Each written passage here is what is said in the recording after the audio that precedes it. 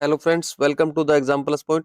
साथियों, अगर आप किसी कॉम्पिटिटिव एग्जाम की तैयारी कर रहे हैं और उसमें भारतीय राज्य व्यवस्था या पॉलिटी से जुड़े हुए क्वेश्चन पूछे जाते हैं, तो ये महामैराथन क्लास आपके लिए रामबाण साबित होगी।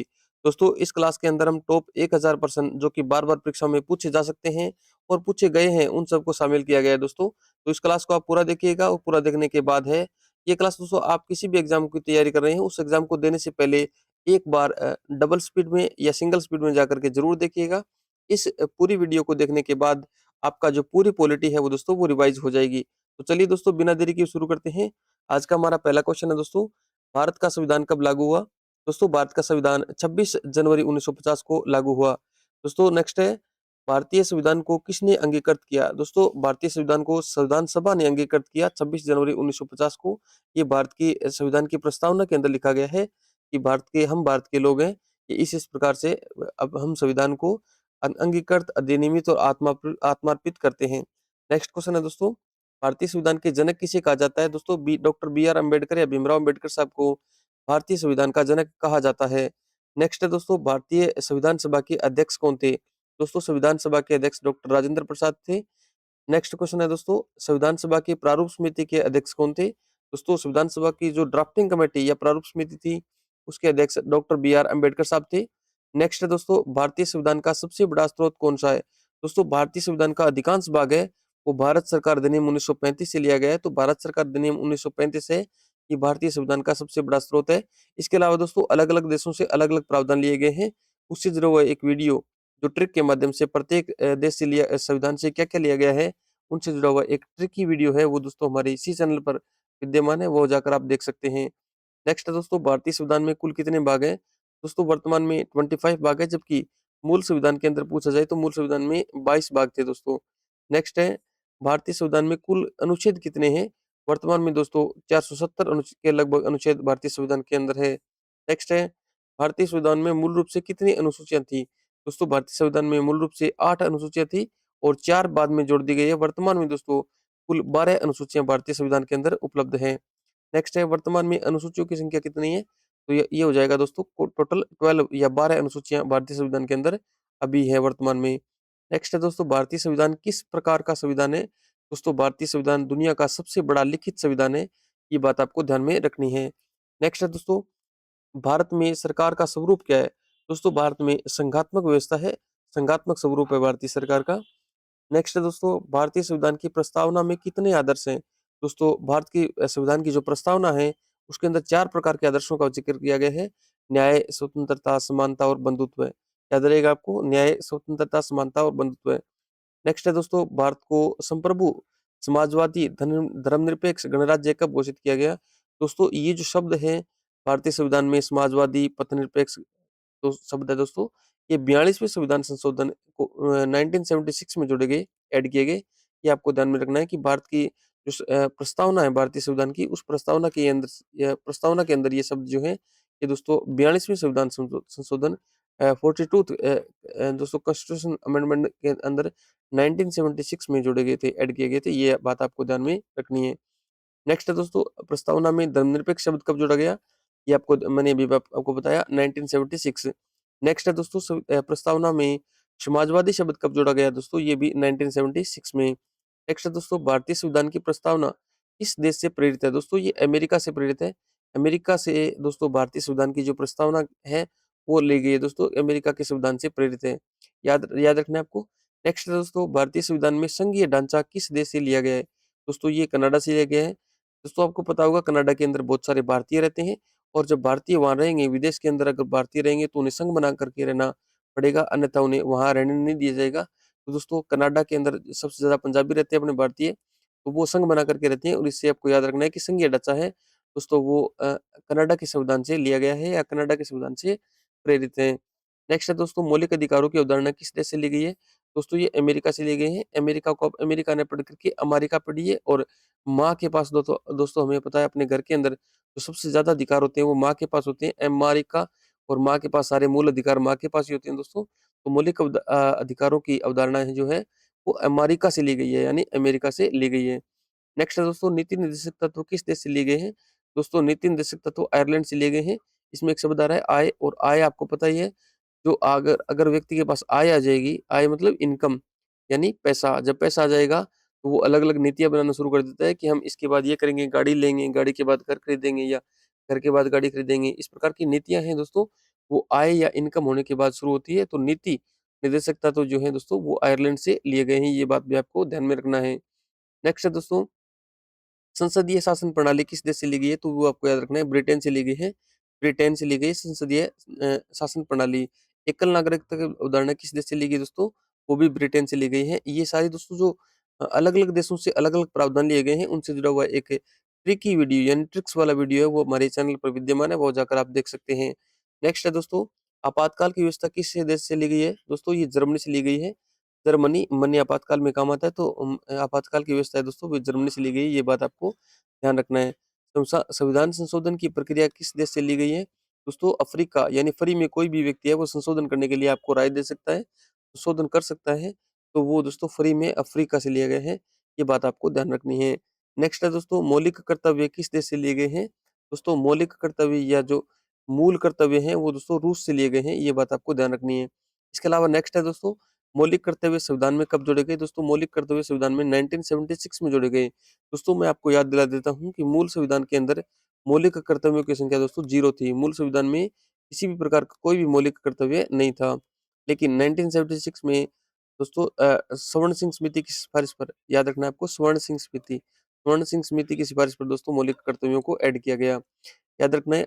नेक्स्ट है दोस्तों, मौलिक कर्तव्यों की संख्या कितनी है? तो वो आपको ध्यान रखना है, 11 मौलिक कर्तव्यों की संख्या 11 है।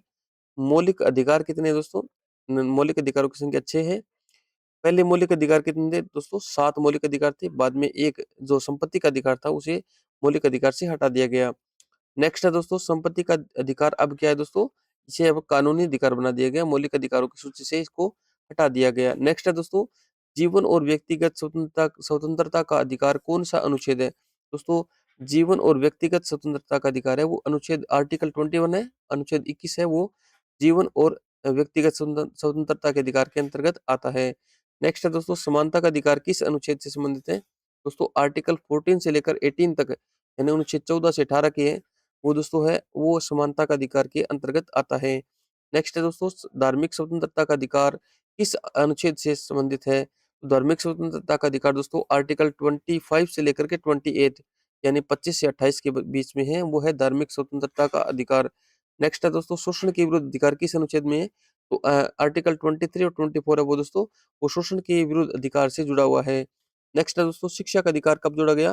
दोस्तों शिक्षा का अधिकार है दोस्तों ये 86वें संविधान संशोधन 2002 के अंदर और 11वीं मूल कर्तव्य के अंदर जोड़ा गया, यानी जो ड्यूटी है उसमें 11 नंबर जो ड्यूटी है वो 86वें संविधान संशोधन 2002 द्वारा जोड़ी गई और उसमें लिखा गया कि 6 से लेकर 14 वर्ष तक के प्रत्येक व्यक्ति, प्रत्येक बच्चे है, बालक है, उसकी शिक्षा का प्रबंध करने का जो कर्तव्य है वो उसके माता-पिता का रहेगा या माता-पिता या अभिभावक का रहेगा। ऐसा लिखा गया है दोस्तों। वो किसमें लिखा गया है? अभिभावक का रहेगा, ये लिखा गया है दोस्तों। ये 11वें जो मूल कर्तव्य है उसके अंदर लिखा गया है। नेक्स्ट है दोस्तों, शिक्षा का अधिकार कौन-सा अनुच्छेद है? तो शिक्षा का अधिकार दोस्तों अनुच्छेद 21 ए है, याद रखना है आपको। अनुच्छेद 21 ए है, वो शिक्षा के अधिकार के अंतर्गत आता है। नेक्स्ट है दोस्तों, नीति निर्देशक तत्व किस भाग में है? तो आपको याद रखना है दोस्तों, नीति निर्देशक तत्व है, वो संविधान के भाग 4 में है। नेक्स्ट है, मौलिक अधिकार किस भाग में है? तो दोस्तों याद रखना है, मौलिक अधिकार भाग 3 में है। नेक्स्ट है दोस्तों, मौलिक कर्तव्य किस भाग में है? तो मौलिक कर्तव्य 4 ए में जोड़े गए हैं। इसके अलावा दोस्तों नेक्स्ट है, नीति निर्देशक तत्व लागू करने योग्य होते हैं या नहीं होते? दोस्तों नीति निर्देशक तत्व लागू करने योग्य होते हैं, लेकिन उनसे दोस्तों क्या है कि अगर ये लागू नहीं होते हैं तो इसके विरुद्ध किसी प्रकार की कानूनी कार्रवाई है या अदालत की है, कोर्ट की शरण नहीं ली जा सकती। तो नीति निर्देशक तत्व लागू करने योग्य नहीं होते, इस प्रकार का मान सकते हैं हम। नेक्स्ट है दोस्तों, भारतीय राष्ट्रपति का चुनाव कौन करता है? दोस्तों भारतीय राष्ट्रपति का चुनाव एक निर्वाचक मंडल करता है और इस निर्वाचक मंडल के अंदर लोकसभा और राज्यसभा के चुने हुए प्रतिनिधि आते हैं। इसके अलावा दोस्तों विधानसभा के चुने हुए प्रतिनिधि आते हैं, जो सभी जो स्टेट होते हैं उनकी विधानसभा के, विधान परिषद नहीं है दोस्तों, इसके अंदर शामिल नहीं है, ये बात थोड़ी सी आपको ध्यान रखनी है। इसके अलावा नेक्स्ट है दोस्तों, राष्ट्रपति का कार्यकाल कितना होता है? दोस्तों राष्ट्रपति का कार्यकाल 5 वर्ष होता है। इससे पहले भी उसे महाभियोग के द्वारा हटाया जा सकता है या अगर वो स्वैच्छिक रूप से इस्तीफा दे दे तो वो भी उसके हटने का एक कारण हो सकता है। नेक्स्ट है दोस्तों, राष्ट्रपति बनने की न्यूनतम आयु क्या है? वो दोस्तों 35 वर्ष है, वो आपको याद रखना है। इसके अलावा नेक्स्ट है दोस्तों, राष्ट्रपति को पद की शपथ कौन दिलाता है? तो राष्ट्रपति को पद की शपथ दोस्तों सुप्रीम कोर्ट का मुख्य न्यायाधीश दिलाते हैं। सुप्रीम कोर्ट के मुख्य न्यायाधीश हैं वो जज साहब, वो इनको राष्ट्रपति महोदय को शपथ दिलवाते हैं। नेक्स्ट है दोस्तों, भारत का प्रथम राष्ट्रपति कौन था? दोस्तों डॉक्टर राजेंद्र प्रसाद जी हैं, वो भारत के प्रथम राष्ट्रपति थे। नेक्स्ट है दोस्तों, उपराष्ट्रपति का चुनाव कौन करता है? दोस्तों संसद सदस्य मिलकर के और उपराष्ट्रपति का चुनाव करते हैं। दोस्तों नेक्स्ट है, उपराष्ट्रपति का पद किस सदन का सभापति होता है? तो दोस्तों राज्यसभा का जो पदेन सभापति होता है वो उपराष्ट्रपति होता है दोस्तों, वो आपको ध्यान में रखना है। जैसे संसद के अंदर दोस्तों 3 अंग होते हैं संसद के, राष्ट्रपति, लोकसभा और राज्यसभा। जो राज्यसभा का हेड होता है दोस्तों, उसे हम उपराष्ट्रपति कहते हैं। लोकसभा के हेड को हम लोकसभा अध्यक्ष कहते हैं। ये बात आपको ध्यान में रखनी है। इसके अलावा नेक्स्ट है दोस्तों, प्रधानमंत्री की नियुक्ति कौन करता है? तो प्रधानमंत्री जो संसद के अंदर जो बहुमत दल का नेता होता है उसे प्रधानमंत्री नियुक्त करता है। वो कौन करता है? राष्ट्रपति करते हैं। नेक्स्ट है दोस्तों, प्रधानमंत्री की वास्तविक शक्ति कहाँ निहित होती है? दोस्तों प्रधानमंत्री की वास्तविक शक्तियाँ उसके मंत्रिपरिषद के अंदर निहित होती है, और मंत्रिपरिषद में से कुछ एक अलग-अलग कुछ एक चुनिंदा मंत्री होते हैं, उन सब से मिलकर बनता है दोस्तों मंत्रिमंडल। और उन्हीं चुनिंदा में से कुछ बहुत ही खास मंत्री, जैसे हम वर्तमान में बात करूँ तो राजनाथ सिंह जी हो गए, अमित शाह जी हो गए, मोदी जी हो गए, इनसे मिलकर के इस छोटे मंत्रिमंडल से भी छोटा एक रूप होता है, जिसे जिसे हम दोस्तों किचन कैबिनेट बोलते हैं। किचन कैबिनेट, ये थोड़ा-सा फैक्ट आपको याद रखना है। किचन कैबिनेट शब्द भी अगर कोई पूछ ले, हालाँकि भारतीय संविधान के अंदर इस प्रकार के शब्दों का उल्लेख नहीं किया गया है, तो भी आपको याद रखना है किचन कैबिनेट। ठीक है। नेक्स्ट है दोस्तों, मंत्रिपरिषद सामूहिक रूप से किसके प्रति उत्तरदायी होते हैं? दोस्तों मंत्रिपरिषद सामूहिक सामूहिक रूप से लोकसभा के प्रति उत्तरदायी होते हैं। और नेक्स्ट प्रश्न है, लोकसभा का अधिकतम कार्यकाल कितना होता है दोस्तों? 5 वर्ष। लेकिन 5 वर्ष से पहले भी लोकसभा को दोस्तों अगर बहुमत नहीं रहता है तो उसे लोकसभा को पहले भी भंग किया जा सकता है। नेक्स्ट है दोस्तों, राज्यसभा स्थायी सदन क्यों कहलाती है? दोस्तों राज्यसभा को कभी भी भंग नहीं कर सकते। राज्यसभा का कार्यकाल राज्यसभा के 1/3 सदस्य प्रति 2 वर्ष के बाद है दोस्तों वो क्या कह सकते हैं हम, बदल बदले जाते हैं या रिटायर हो जाते हैं। नेक्स्ट है दोस्तों, राज्यसभा के सदस्यों की अधिकतम संख्या कितनी होती है? तो दोस्तों राज्यसभा की सीटों की अधिकतम संख्या 250 है, जबकि लोकसभा के सदस्यों की अधिकतम संख्या 552 है। ये बात आपको ध्यान में रखनी है। ये क्वेश्चन नंबर 53 और 54 के माध्यम से आपको बताया गया कि राज्यसभा के सदस्यों की अधिकतम संख्या 250 और लोकसभा के सदस्यों की अधिकतम संख्या होती है वो है 552। वर्तमान में लोकसभा के निर्वाचित सदस्यों की संख्या दोस्तों वो है 543 यानी 543। नेक्स्ट है दोस्तों, राज्यसभा के 12 सदस्य कौन मनोनीत करता है? तो दोस्तों राज्यसभा के अंदर 12 सदस्य हैं, वो राष्ट्रपति महोदय मनोनीत करते हैं। नेक्स्ट है दोस्तों, राज्यसभा का उच्च सदन कौन सा होता है? दोस्तों उच्च सदन होता है राज्यसभा। और संसद का निम्न सदन कौन सा होता है दोस्तों? वो होता है लोकसभा। ये बात भी पूछ कई बार इस प्रकार के प्रश्न भी छोटे-छोटे एग्जामों के अंदर अक्सर पूछ लिए जाते हैं कि निम्न सदन कौन सा होता है? लोकसभा। और उच्च सदन कौन सा होता है दोस्तों? राज्यसभा। नेक्स्ट है, संसद के संयुक्त अधिवेशन की अध्यक्षता कौन करता है? दोस्तों अगर संसद का संयुक्त अधिवेशन बुलाया जाए तो उसकी अध्यक्षता लोकसभा के अध्यक्ष करते हैं। नेक्स्ट है, लोकसभा अध्यक्ष का चुनाव कौन करता है? दोस्तों लोकसभा के सभी सदस्य मिलकर के अपने में से एक अध्यक्ष चुनते हैं, जिसे हम लोकसभा अध्यक्ष कहते हैं। नेक्स्ट है दोस्तों, धन विधेयक केवल कहाँ प्रस्तुत किया जा सकता है? दोस्तों धन विधेयक को केवल लोकसभा के अंदर प्रस्तुत किया जा सकता है। बाकी अगर कोई साधारण विधेयक होता है तो वो किसी भी सदन में पेश किया जा सकता है। नेक्स्ट है दोस्तों, धन विधेयक पर राज्यसभा कितने दिनों तक रोक सकती है? तो दोस्तों राज्यसभा को 14 दिन तक रोकने की शक्ति प्राप्त है। नेक्स्ट है दोस्तों, भारत का पहला प्रधानमंत्री कौन था? तो दोस्तों जवाहरलाल नेहरू हैं, वो भारत के पहले प्रधानमंत्री थे। नेक्स्ट है दोस्तों, सर्वोच्च न्यायालय की स्थापना कब हुई? दोस्तों ये 1950 के अंदर हुई। दोस्तों नेक्स्ट है, सर्वोच्च न्यायालय का मुख्य न्यायाधीश कौन नियुक्त करता है? दोस्तों सर्वोच्च न्यायालय के मुख्य न्यायाधीश की नियुक्ति राष्ट्रपति महोदय करते हैं। नेक्स्ट है दोस्तों, सर्वोच्च न्यायालय के न्यायाधीशों की सेवानिवृत्ति आयु कितनी है? वो दोस्तों आपको याद रखनी है, 65 या 65 वर्ष, याद रहेगा। नेक्स्ट है दोस्तों, उच्च न्यायालय के न्यायाधीशों की सेवानिवृत्ति आयु कितनी है? तो वो ये आपको याद रखनी है, 62 वर्ष। नेक्स्ट है दोस्तों, भारत में न्यायिक समीक्षा की अवधारणा किस देश से ली गई है? दोस्तों ये अमेरिका से ली गई है। अमेरिका, अमेरिका और माँ सबके साथ न्याय करती है, सभी बच्चों में किसी भी बच्चे के अंदर भेदभाव नहीं करती है। तो न्यायिक समीक्षा शब्द आपको ध्यान रखना है, अमेरिका से लिया गया है। न्यायिक समीक्षा की अवधारणा अमेरिका से ली गई है। नेक्स्ट है दोस्तों, संविधान का संरक्षक किसे कहा गया है? दोस्तों सर्वोच्च न्यायालय को संविधान का संरक्षक कहा गया है, क्योंकि अगर कोई भी संसद है अगर कोई कानून ऐसा बना दे जो कि क्या कह सकते हैं हम, इर्रेगुलर है या दोस्तों कह सकते हैं हम अनैतिक है या गलत है या ठीक नहीं है, तो उसमें सर्वोच्च न्यायालय हस्तक्षेप कर सकते हैं। नेक्स्ट है दोस्तों, भारत का सर्वोच्च कानून कौन सा है? दोस्तों भारत का सर्वोच्च कानून है वो संविधान है। पूरा जो देश है दोस्तों वो संविधान पर चलता है। मैं यूँ भी कह सकता हूँ कि संसद भी संविधान के नियमों का पालन करती है, पूरा देश संविधान के नियमों का पालन करता है। नेक्स्ट है दोस्तों राज्यसभा की नियुक्ति कौन करता है? सॉरी, राज्यपाल की नियुक्ति कौन करता है? दोस्तों राज्यपाल की नियुक्ति राष्ट्रपति महोदय करते हैं। नेक्स्ट है दोस्तों राज्यपाल का कार्यकाल कितना होता है? सामान्यतः दोस्तों 5 वर्ष होता है, लेकिन 5 वर्ष से पहले भी राष्ट्रपति के द्वारा हटाया जा सकता है। नेक्स्ट है दोस्तों, लेकिन इसमें ध्यान रखने वाली बात ये है दोस्तों, राज्यपाल के विरुद्ध सॉरी राष्ट्रपति को बिना किसी कारण के राज्यपाल को हटाने की शक्ति प्राप्त है। नेक्स्ट है दोस्तों मुख्यमंत्री की नियुक्ति कौन करता है? तो दोस्तों मुख्यमंत्री की नियुक्ति राज्यपाल करता है और राज्यपाल बहुमत दल के नेता को मुख्यमंत्री चुनता है। नेक्स्ट है दोस्तों राज्य मंत्रिपरिषद किसके प्रति उत्तरदायी होती है? दोस्तों राज्य मंत्रिपरिषद है वो विधानसभा के प्रति उत्तरदायी होती है। नेक्स्ट है दोस्तों भारत में पहली पंचवर्षीय योजना कब शुरू हुई? ये दोस्तों 1951 या 1951 में हुई थी। दोस्तों नेक्स्ट है पंचायती राज को संवैधानिक दर्जा कब मिला? 73वें संविधान संशोधन के द्वारा दोस्तों पंचायती राज को, और नगर निकायों को दोस्तों 74वें संविधान संशोधन 1992 में 73 और 74 के माध्यम से क्रमशः पंचायती राज और नगर निकायों को दोस्तों संवैधानिक दर्जा प्राप्त हुआ। ये जो दोस्तों कॉन्स्टिट्यूशन अमेंडमेंट या संविधान संशोधन ये मोस्ट इम्पोर्टेंट है, 73वां और 74वां। इसके अलावा 42वां और 44वां भी काफी मोस्ट इम्पोर्टेंट जो संविधान संशोधन है, ये भी आपको ध्यान रखने हैं। नेक्स्ट आगे बढ़ते हैं दोस्तों। प्रश्न नंबर 78 है, भारत एक धर्मनिरपेक्ष राज्य क्यों है? क्योंकि राज्य का अपना कोई धर्म नहीं है दोस्तों। नेक्स्ट है, संविधान सभा की पहली बैठक कब हुई? दोस्तों 9 दिसंबर 1946 को डॉक्टर सच्चिदानंद सिन्हा की अध्यक्षता में दोस्तों, डॉक्टर सच्चिदानंद सिन्हा, याद रखें, ये आपने सुना होगा पहले भी नाम, डॉक्टर सच्चिदानंद सिन्हा की अध्यक्षता में 9 दिसंबर 1946 को संविधान सभा की पहली बैठक होती है, और संविधान सभा की अंतिम बैठक दोस्तों 24 जनवरी 1950 को होती है। नेक्स्ट है दोस्तों, संविधान लिखने में कितना समय लगा? दोस्तों संविधान लिखने में 2 वर्ष 11 माह 18 दिन का समय लगा। नेक्स्ट है दोस्तों, संविधान की मूल प्रति किस भाषा में लिखी गई?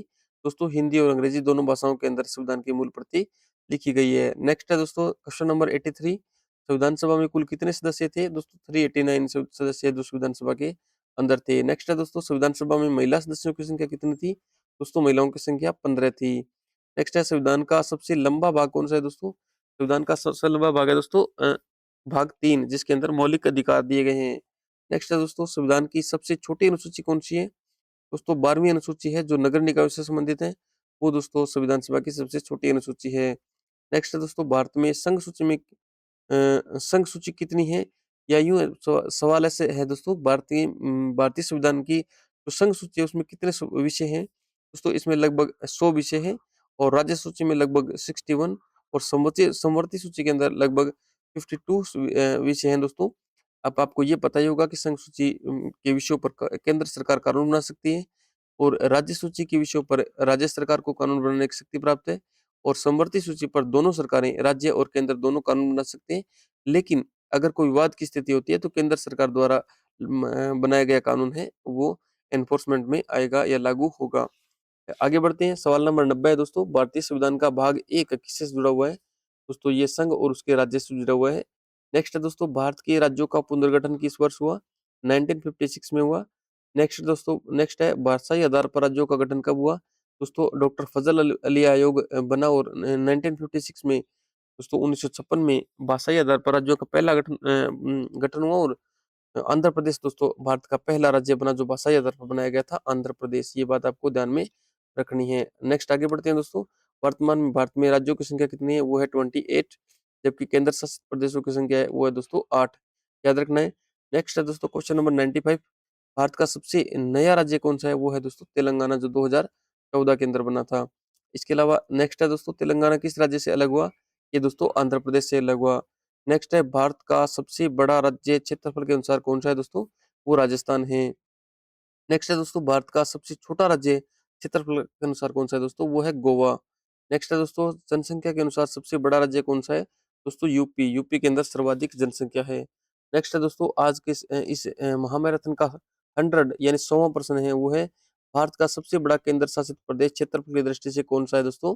वो आपको ध्यान रखना है, लद्दाख है। लद्दाख से जुड़े हुए प्रश्न आपसे परीक्षा में पूछे जा सकते हैं। नेक्स्ट है दोस्तों, संविधान में राज्यों के नाम किस अनुसूची में है दोस्तों? वो आपको ध्यान रखना है, प्रथम अनुसूची में है।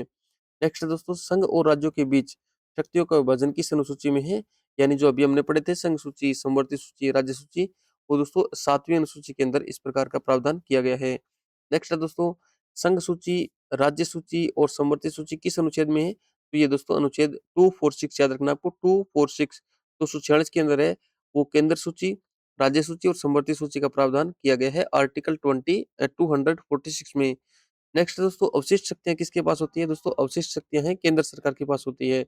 नेक्स्ट है दोस्तों, भारतीय संविधान में अवशिष्ट शक्तियां किस देश की तरह है? दोस्तों ये कनाडा की तरह है। कनाडा में भी अवशिष्ट शक्तियां हैं वो दोस्तों केंद्र सरकार के पास होती है। दोस्तों भारत में द्विसदनीय संसद है या एक सदनीय? दोस्तों आपको पता है भारत में द्विसदनीय संसद है।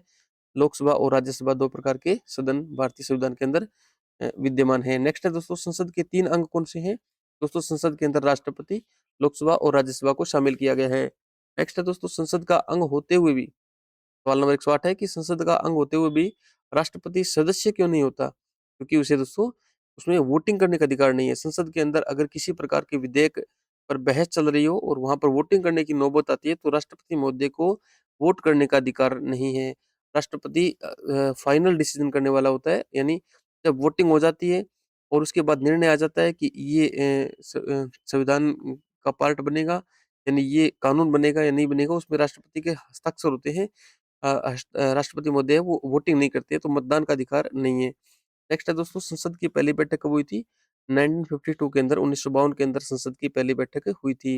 नेक्स्ट है दोस्तों, लोकसभा में आरक्षण किसके लिए है? एससी और एसटी के लिए लोकसभा में आरक्षण का प्रावधान है। नेक्स्ट है दोस्तों, लोकसभा में एंग्लो इंडियन आरक्षण किस संशोधन से समाप्त हुआ? दोस्तों 104वें संशोधन के द्वारा एंग्लो इंडियन का आरक्षण लोकसभा के अंदर था, वो समाप्त कर दिया गया। लोकसभा के अंदर 2 सीटें थी दोस्तों, एंग्लो इंडियन के लिए रिजर्व थी, उन्हें 104वें संविधान संशोधन के द्वारा हटा दिया गया। नेक्स्ट है दोस्तों, राज्यसभा में आरक्षण किसके लिए है? दोस्तों राज्यसभा में आरक्षण किसी प्रकार का कोई आरक्षण नहीं है। नेक्स्ट है दोस्तों, लोकसभा अध्यक्ष का पद कब रिक्त होता है? दोस्तों जब नई लोकसभा का गठन कर दिया जाता है तो लोकसभा अध्यक्ष का पद रिक्त माना जाता है। नेक्स्ट है दोस्तों, लोकसभा अध्यक्ष का कार्यकाल कितना होता है? दोस्तों वो लोकसभा के साथ ही समाप्त हो जाता है, लोकसभा अध्यक्ष का अलग से कोई कार्यकाल नहीं होता है। नेक्स्ट है दोस्तों, लोकसभा उपाध्यक्ष का चुनाव कौन करता है? दोस्तों लोकसभा के सभी सदस्य मिलकर के और अपने में से एक लोकसभा अध्यक्ष चुनते हैं और एक लोकसभा उपाध्यक्ष भी चुनते हैं। तो लोकसभा है वही अपने उपाध्यक्ष का चुनाव करता है। नेक्स्ट है दोस्तों, राज्यसभा के सभापति कौन होते हैं? दोस्तों अभी हमने बात की थी, उपराष्ट्रपति महोदय होते हैं, वो राज्यसभा के सभापति होते हैं। नेक्स्ट है दोस्तों, राज्यसभा के उपसभापति का चुनाव कौन करता है? दोस्तों राज्यसभा के सदस्य अपने में से ही एक उपसभापति और उपसभापति का चुनाव करते हैं।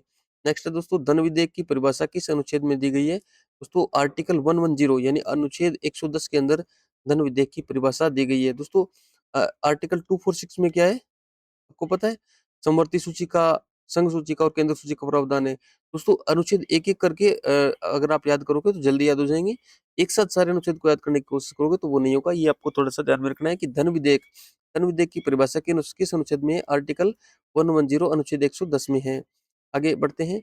अगला सवाल है दोस्तों, साधारण विधेयक कहाँ प्रस्तुत किया जाता है? दोस्तों साधारण विधेयक को किसी भी सदन में प्रस्तुत किया जा सकता है, लेकिन अगर वित्त विधेयक है तो उसे कहाँ दोस्तों लोकसभा के अंदर ही दोस्तों उसे पेश किया जाएगा। नेक्स्ट है दोस्तों, बजट कौन प्रस्तुत करता है? तो वित्त मंत्री महोदय वो बजट पेश करते हैं। नेक्स्ट है दोस्तों, बजट संसद में किस नाम से प्रस्तुत होता है? तो दोस्तों राष्ट्रपति के नाम से प्रस्तुत होता है। आगे बढ़ते हैं। अगला सवाल है दोस्तों, भारत में लेखानुदान किसे कहा जाता है? दोस्तों कार्यपालिका को, सॉरी, भारत में लेखानुदान किसे दिया जाता है? दोस्तों कार्यपालिका को लेखानुदान दिया जाता है। नेक्स्ट है दोस्तों, भारत का नियंत्रक और मालिका परीक्षक किस अधिनियम से कार्य करता है? तो दोस्तों कैग अधिनियम 1971 के अधीन भारत का जो नियंत्रक एवं मालिका परीक्षक जिसे कैग बोलते हैं वो अपना कार्य करते हैं। दोस्तों नेक्स्ट है, कैग को किस देश के मॉडल पर बनाया गया है? दोस्तों ब्रिटेन के मॉडल पर आधारित है कैग का अपना जो पद है वो। नेक्स्ट है दोस्तों, भारत का पहला कैग या नियंत्रक एवं मालिका परीक्षक कौन था? दोस्तों वो आपको ध्यान रखना है, वी नारायण स्वामी, याद रहेगा आपको। वी नारायण स्वामी है वो भारत के पहले कैग थे, यानी नियंत्रक एवं मालिका परीक्षक थे। नेक्स्ट है दोस्तों, चुनाव आयोग कितनी सदस्यीय संस्था है? दोस्तों चुनाव आयोग ये बहुसदस्यीय संख्या है। नेक्स्ट है, चुनाव आयोग का कार्यकाल कितना होता है? दोस्तों 6 वर्ष या 65 वर्ष, जो भी इनमें से एक हो दोस्तों, या तो 6 वर्ष या 65 वर्ष, जो भी पहले हो वो दोस्तों हो जाएगा इनमें से। नेक्स्ट है, मुख्य चुनाव आयुक्त को हटाने की प्रक्रिया किस-किस माने? दोस्तों जिस प्रकार से सुप्रीम कोर्ट के जज को हटाया जाता है, उसी प्रकार मुख्य चुनाव आयुक्त को हटाने की प्रक्रिया है। नेक्स्ट है दोस्तों, निर्वाचन क्षेत्र का परिसीमन कौन करता है? तो निर्वाचन क्षेत्र का परिसीमन करने के लिए परिसीमन आयोग का गठन किया जाता है। नेक्स्ट है दोस्तों परिसीमन आयोग का गठन कौन करता है दोस्तों? राष्ट्रपति महोदय करते हैं। नेक्स्ट है चुनाव चिन्ह कौन आवंटित करता है? ये दोस्तों चुनाव आयोग आवंटित करते हैं। नेक्स्ट है राष्ट्रीय दल का दर्जा कौन देता है? ये भी दोस्तों चुनाव आयोग का कार्य है। आगे बढ़ते हैं, अगला सवाल है दोस्तों राजनीतिक दलों को मान्यता किस अधिनियम से मिलती है? दोस्तों जन प्रतिनिधित्व अधिनियम 1951 के अंतर्गत राजनीतिक दलों को मान्यता मिलती है। नेक्स्ट है दोस्तों मत देने की न्यूनतम आयु कितनी है दोस्तों? 18 वर्ष है। दोस्तों ये 18 वर्ष से पहले दोस्तों 21 वर्ष होती थी, लेकिन 61वें संविधान संशोधन के द्वारा 1989 के अंदर और ये उम्र 21 से घटा करके 18 कर दी गई। नेक्स्ट है दोस्तों मतदान की आयु कब घटाई गई? दोस्तों 61वें संविधान संशोधन के द्वारा 1989 के अंदर, ये बात आपको ध्यान में रखनी है। नेक्स्ट है दोस्तों राष्ट्रपति शासन अधिकतम कितने समय तक लगाया जा सकता है? दोस्तों अधिकतम 3 वर्ष तक राष्ट्रपति शासन लगाया जा सकता है। नेक्स्ट है दोस्तों राष्ट्रपति शासन की पहली अवधि कितनी होती है दोस्तों? वो होती है 6 महीने। फिर दोस्तों अगली अवधि के लिए फिर से संविधान वो क्या कहते हैं संसद से अनुमति लेकर के और आगे फिर से बढ़ाया जाता है। यानी एक साथ या पहली अवधि है दोस्तों वो 6 महीने होती है, उसके बाद लगातार फिर आगे कितना ही जब तक मतलब संसद चाहे तब तक इसको आगे बढ़ा सकती है। नेक्स्ट है दोस्तों जब अब तक सबसे अधिक राष्ट्रपति शासन किस राज्य में लगा है? दोस्तों वो उत्तर प्रदेश के अंदर। आगे बढ़ते हैं, अगला सवाल है दोस्तों भारत में पहली बार राष्ट्रीय आपातकाल कब लगा था? 1962 के अंदर जब चीन के साथ भारत का युद्ध हुआ था। नेक्स्ट है दोस्तों राष्ट्रीय आपातकाल किस कारण लगाया गया था? दोस्तों चीन युद्ध के कारण लगाया गया था 1962 में। दूसरा राष्ट्रीय आपातकाल कब लगा था दोस्तों? 1971 में। और तीसरा लगा था दोस्तों 1975 में। 1971 में दोस्तों भारत और पाकिस्तान का युद्ध हुआ था तब लगा था, और तीसरा राष्ट्रीय आपातकाल है वो 1975 के अंदर इंदिरा गांधी सरकार के द्वारा आंतरिक अशांति के आधार पर लगाया गया था। नेक्स्ट है दोस्तों 1975 का राष्ट्रीय आपातकाल किस आधार पर लगाया गया था दोस्तों? आंतरिक अशांति के आधार पर, ये बात आपको ध्यान में रखनी है। आज की इस महामैराथन क्लास का दोस्तों 144वां क्वेश्चन है आंतरिक अशांति शब्द किस संविधान संशोधन से हटाया गया? 44वां संविधान संशोधन। दोस्तों 44वें संविधान संशोधन के द्वारा इस आंतरिक अशांति शब्द को हटा दिया गया, क्योंकि इसकी एक प्रॉपर कोई डेफिनेशन दी दी थी कि आंतरिक अशांति हम किसे कहेंगे। इससे एक प्रश्न याद आ गया मेरे को दोस्तों। अ, अशांति का जनक अशांति का जनक किसे कहा गया? भारतीय अशांति का जनक किसे कहा गया दोस्तों? ये किसे कहा गया आपको पता है? इसको बाल गंगाधर तिलक को कहा गया है, और चिरोल मोदी ने ये बात कही थी कि बाल गंगाधर तिलक है वो भारतीय शांति के जनक है। नेक्स्ट है दोस्तों सवाल नंबर 145, आपातकाल के दौरान मौलिक अधिकार सॉरी आपातकाल के दौरान मौलिक अधिकार निलंबन किस अनुच्छेद में दोस्तों आर्टिकल 359 के अंदर लिखा गया है कि आपातकाल के दौरान सभी मौलिक अधिकार है वो निलंबित किए जा सकते हैं, लेकिन आर्टिकल 20 और 21 यानी अनुच्छेद 20 और 21 है उन्हें हम निलंबित नहीं कर सकते। सवाल नंबर 146 है आपातकाल में कौन सा अधिकार निलंबित नहीं किया जा सकता? वो ये आपको ध्यान रखना है। अनुच्छेद 20 और 21 है वो उसे आपातकाल के दौरान निलंबित नहीं किया जा सकता। नेक्स्ट है दोस्तों वित्त आयोग का कार्यकाल कितना होता है दोस्तों? 5 वर्ष। नेक्स्ट है दोस्तों वित्त आयोग किस अनुच्छेद के अंतर्गत है? आर्टिकल 280 के तहत है, 280 के अंतर्गत। नेक्स्ट है दोस्तों नीति आयोग की स्थापना कब हुई थी? दोस्तों 1 जनवरी 2015 से नीति आयोग की स्थापना मानी जाती है। और नेक्स्ट है दोस्तों नीति आयोग ने किस संस्था का स्थान लिया दोस्तों? योजना आयोग का स्थान लिया। योजना आयोग के स्थान पर ही नीति आयोग बनाया गया था। नेक्स्ट है दोस्तों योजना आयोग की स्थापना कब हुई थी? दोस्तों योजना आयोग की स्थापना 1950 में हुई थी। नेक्स्ट है नीति आयोग का अध्यक्ष कौन होता है दोस्तों? प्रधानमंत्री महोदय नीति आयोग के अध्यक्ष होते हैं। और नीति आयोग का उपाध्यक्ष किसके समान होता है दोस्तों? कैबिनेट मंत्री के समान होता है। दोस्तों पहली बार जब नीति आयोग बनाया गया था तो उसके अध्यक्ष अरविंद पनगड़िया रखे गए पनगड़िया थे, जो कि अपने राजस्थान से थे। नेक्स्ट है दोस्तों 154 नंबर क्वेश्चन है राष्ट्रीय मानवाधिकार आयोग की स्थापना कब हुई थी दोस्तों? राष्ट्रीय मानवाधिकार आयोग की स्थापना 1993 के अंदर हुई थी। नेक्स्ट है दोस्तों नेशनल ह्यूमन राइट कमीशन यानी राष्ट्रीय मानवाधिकार आयोग किस अधिनियम से बना है? दोस्तों ये मानवाधिकार संरक्षण अधिनियम 1993 के अंतर्गत बना है। नेक्स्ट है दोस्तों एनएचआरसी का अध्यक्ष कौन होता है दोस्तों? कोई भी पूर्व चीफ जस्टिस होता है वो एनएचआरसी यानी नेशनल ह्यूमन राइट कमीशन का अध्यक्ष होता है। नेक्स्ट है दोस्तों लोकपाल की नियुक्ति कौन करता है? दोस्तों लोकपाल की नियुक्ति राष्ट्रपति महोदय करते हैं। नेक्स्ट है लोकपाल और लोकायुक्त अधिनियम कब बना दोस्तों? 2013 के अंदर। नेक्स्ट है लोकायुक्त की नियुक्ति कौन करता है दोस्तों? ये राज्यपाल करते हैं। दोस्तों ध्यान रखना लोकपाल की नियुक्ति कौन करते हैं? राष्ट्रपति, यानी ये सेंट्रल गवर्नमेंट का काम है। और लोकायुक्त जो कि राज्य के अंदर होता है उसकी नियुक्ति कौन करता है दोस्तों? राज्यपाल। नेक्स्ट है सूचना का अधिकार अधिनियम कब लागू हुआ? 2005 के अंदर। नेक्स्ट है दोस्तों सूचना के अधिकार नियम किस अनुच्छेद से जुड़ा हुआ है दोस्तों? ये आर्टिकल 19 से जुड़ा हुआ है, आरटीआई अधिनियम। नेक्स्ट है केंद्रीय सूचना आयोग का अध्यक्ष कौन होता है दोस्तों? मुख्य सूचना आयुक्त होता है वो केंद्रीय सूचना आयोग का अध्यक्ष होता है। नेक्स्ट है दोस्तों, राष्ट्रीय पिछड़ा वर्ग आयोग किसको संवैधानिक दर्जा कब दिया गया? 102वें संविधान संशोधन के द्वारा। नेक्स्ट है दोस्तों, अनुसूचित जाति आयोग किस अनुच्छेद में है? दोस्तों आर्टिकल 338 में, जबकि अनुसूचित जनजाति आयोग किस आर्टिकल में है? आर्टिकल 338 ए के अंदर है। ये बात आपको थोड़ी सी ध्यान में रखनी है। नेक्स्ट है दोस्तों, अल्पसंख्यक आयोग की स्थापना कब हुई? 1992 के अंदर। नेक्स्ट है दोस्तों, भारत का पहला विधि आयोग किसके कार्यकाल में बना? लॉर्ड मेकाले के कार्यकाल में भारत का पहला विधि आयोग बना। नेक्स्ट है दोस्तों, संविधान संशोधन की प्रक्रिया किस अनुच्छेद में है? आर्टिकल 368 के अंदर संविधान संशोधन की प्रक्रिया प्रक्रिया दी गई है। नेक्स्ट है दोस्तों, संविधान का सबसे अधिक संशोधित भाग कौन सा है? भाग 3, जो कि मौलिक अधिकारों से जुड़ा हुआ है। दोस्तों नेक्स्ट है, अब तक संविधान में कितने संशोधन हो चुके हैं? दोस्तों 105 प्लस नहीं कह सकते हम, ये बहुत ज्यादा है दोस्तों, 105 से भी बहुत अधिक हो गए हैं वर्तमान में तो। नेक्स्ट है, का कठोर और लचीला स्वरूप किसे कहा गया है? दोस्तों मिश्रित संविधान, भारतीय संविधान को संविधान का कठोर और लचीले स्वरूप का मिश्रण कहा गया है। नेक्स्ट है दोस्तों, भारत में एकल न्यायपालिका है या द्वैध? दोस्तों भारत के अंदर एकल न्यायपालिका है। नेक्स्ट है, सर्वोच्च न्यायालय का स्थान कहाँ है? दोस्तों नई दिल्ली के अंदर सर्वोच्च न्यायालय स्थापित किया गया है। लेकिन इसकी किसी भी ब्रांच को कहीं भी चलाने की शक्ति भी है दोस्तों, वो भी सर्वोच्च न्यायालय को प्राप्त है कि वो अपनी ब्रांच कहीं भी चला सकता है, किसी देश के किसी भी कोने में चलाया जा सकता है, या संविधान की पीठ है उसको ले जाया जा सकता है अस्थायी तौर पर। नेक्स्ट है, सुप्रीम कोर्ट के न्यायाधीशों की संख्या अधिकतम कितनी हो सकती है? दोस्तों वो है 34। नेक्स्ट है, न्यायिक सक्रियता किस देश की उदाहरण है? दोस्तों भारत का में इसका रूप विकसित हुआ, न्यायिक सक्रियता। नेक्स्ट है, जनहित याचिका यानी पीआईएल की शुरुआत किसने की? दोस्तों न्यायमूर्ति पीएन भगवती महोदय ने पीआईएल या जनहित याचिका की शुरुआत की। नेक्स्ट है दोस्तों, संविधान सभा की मांग सबसे पहले किसने की? एम एन रॉय ने दोस्तों संविधान सभा की मांग की। नेक्स्ट है, संविधान सभा का गठन किस मिशन के तहत हुआ?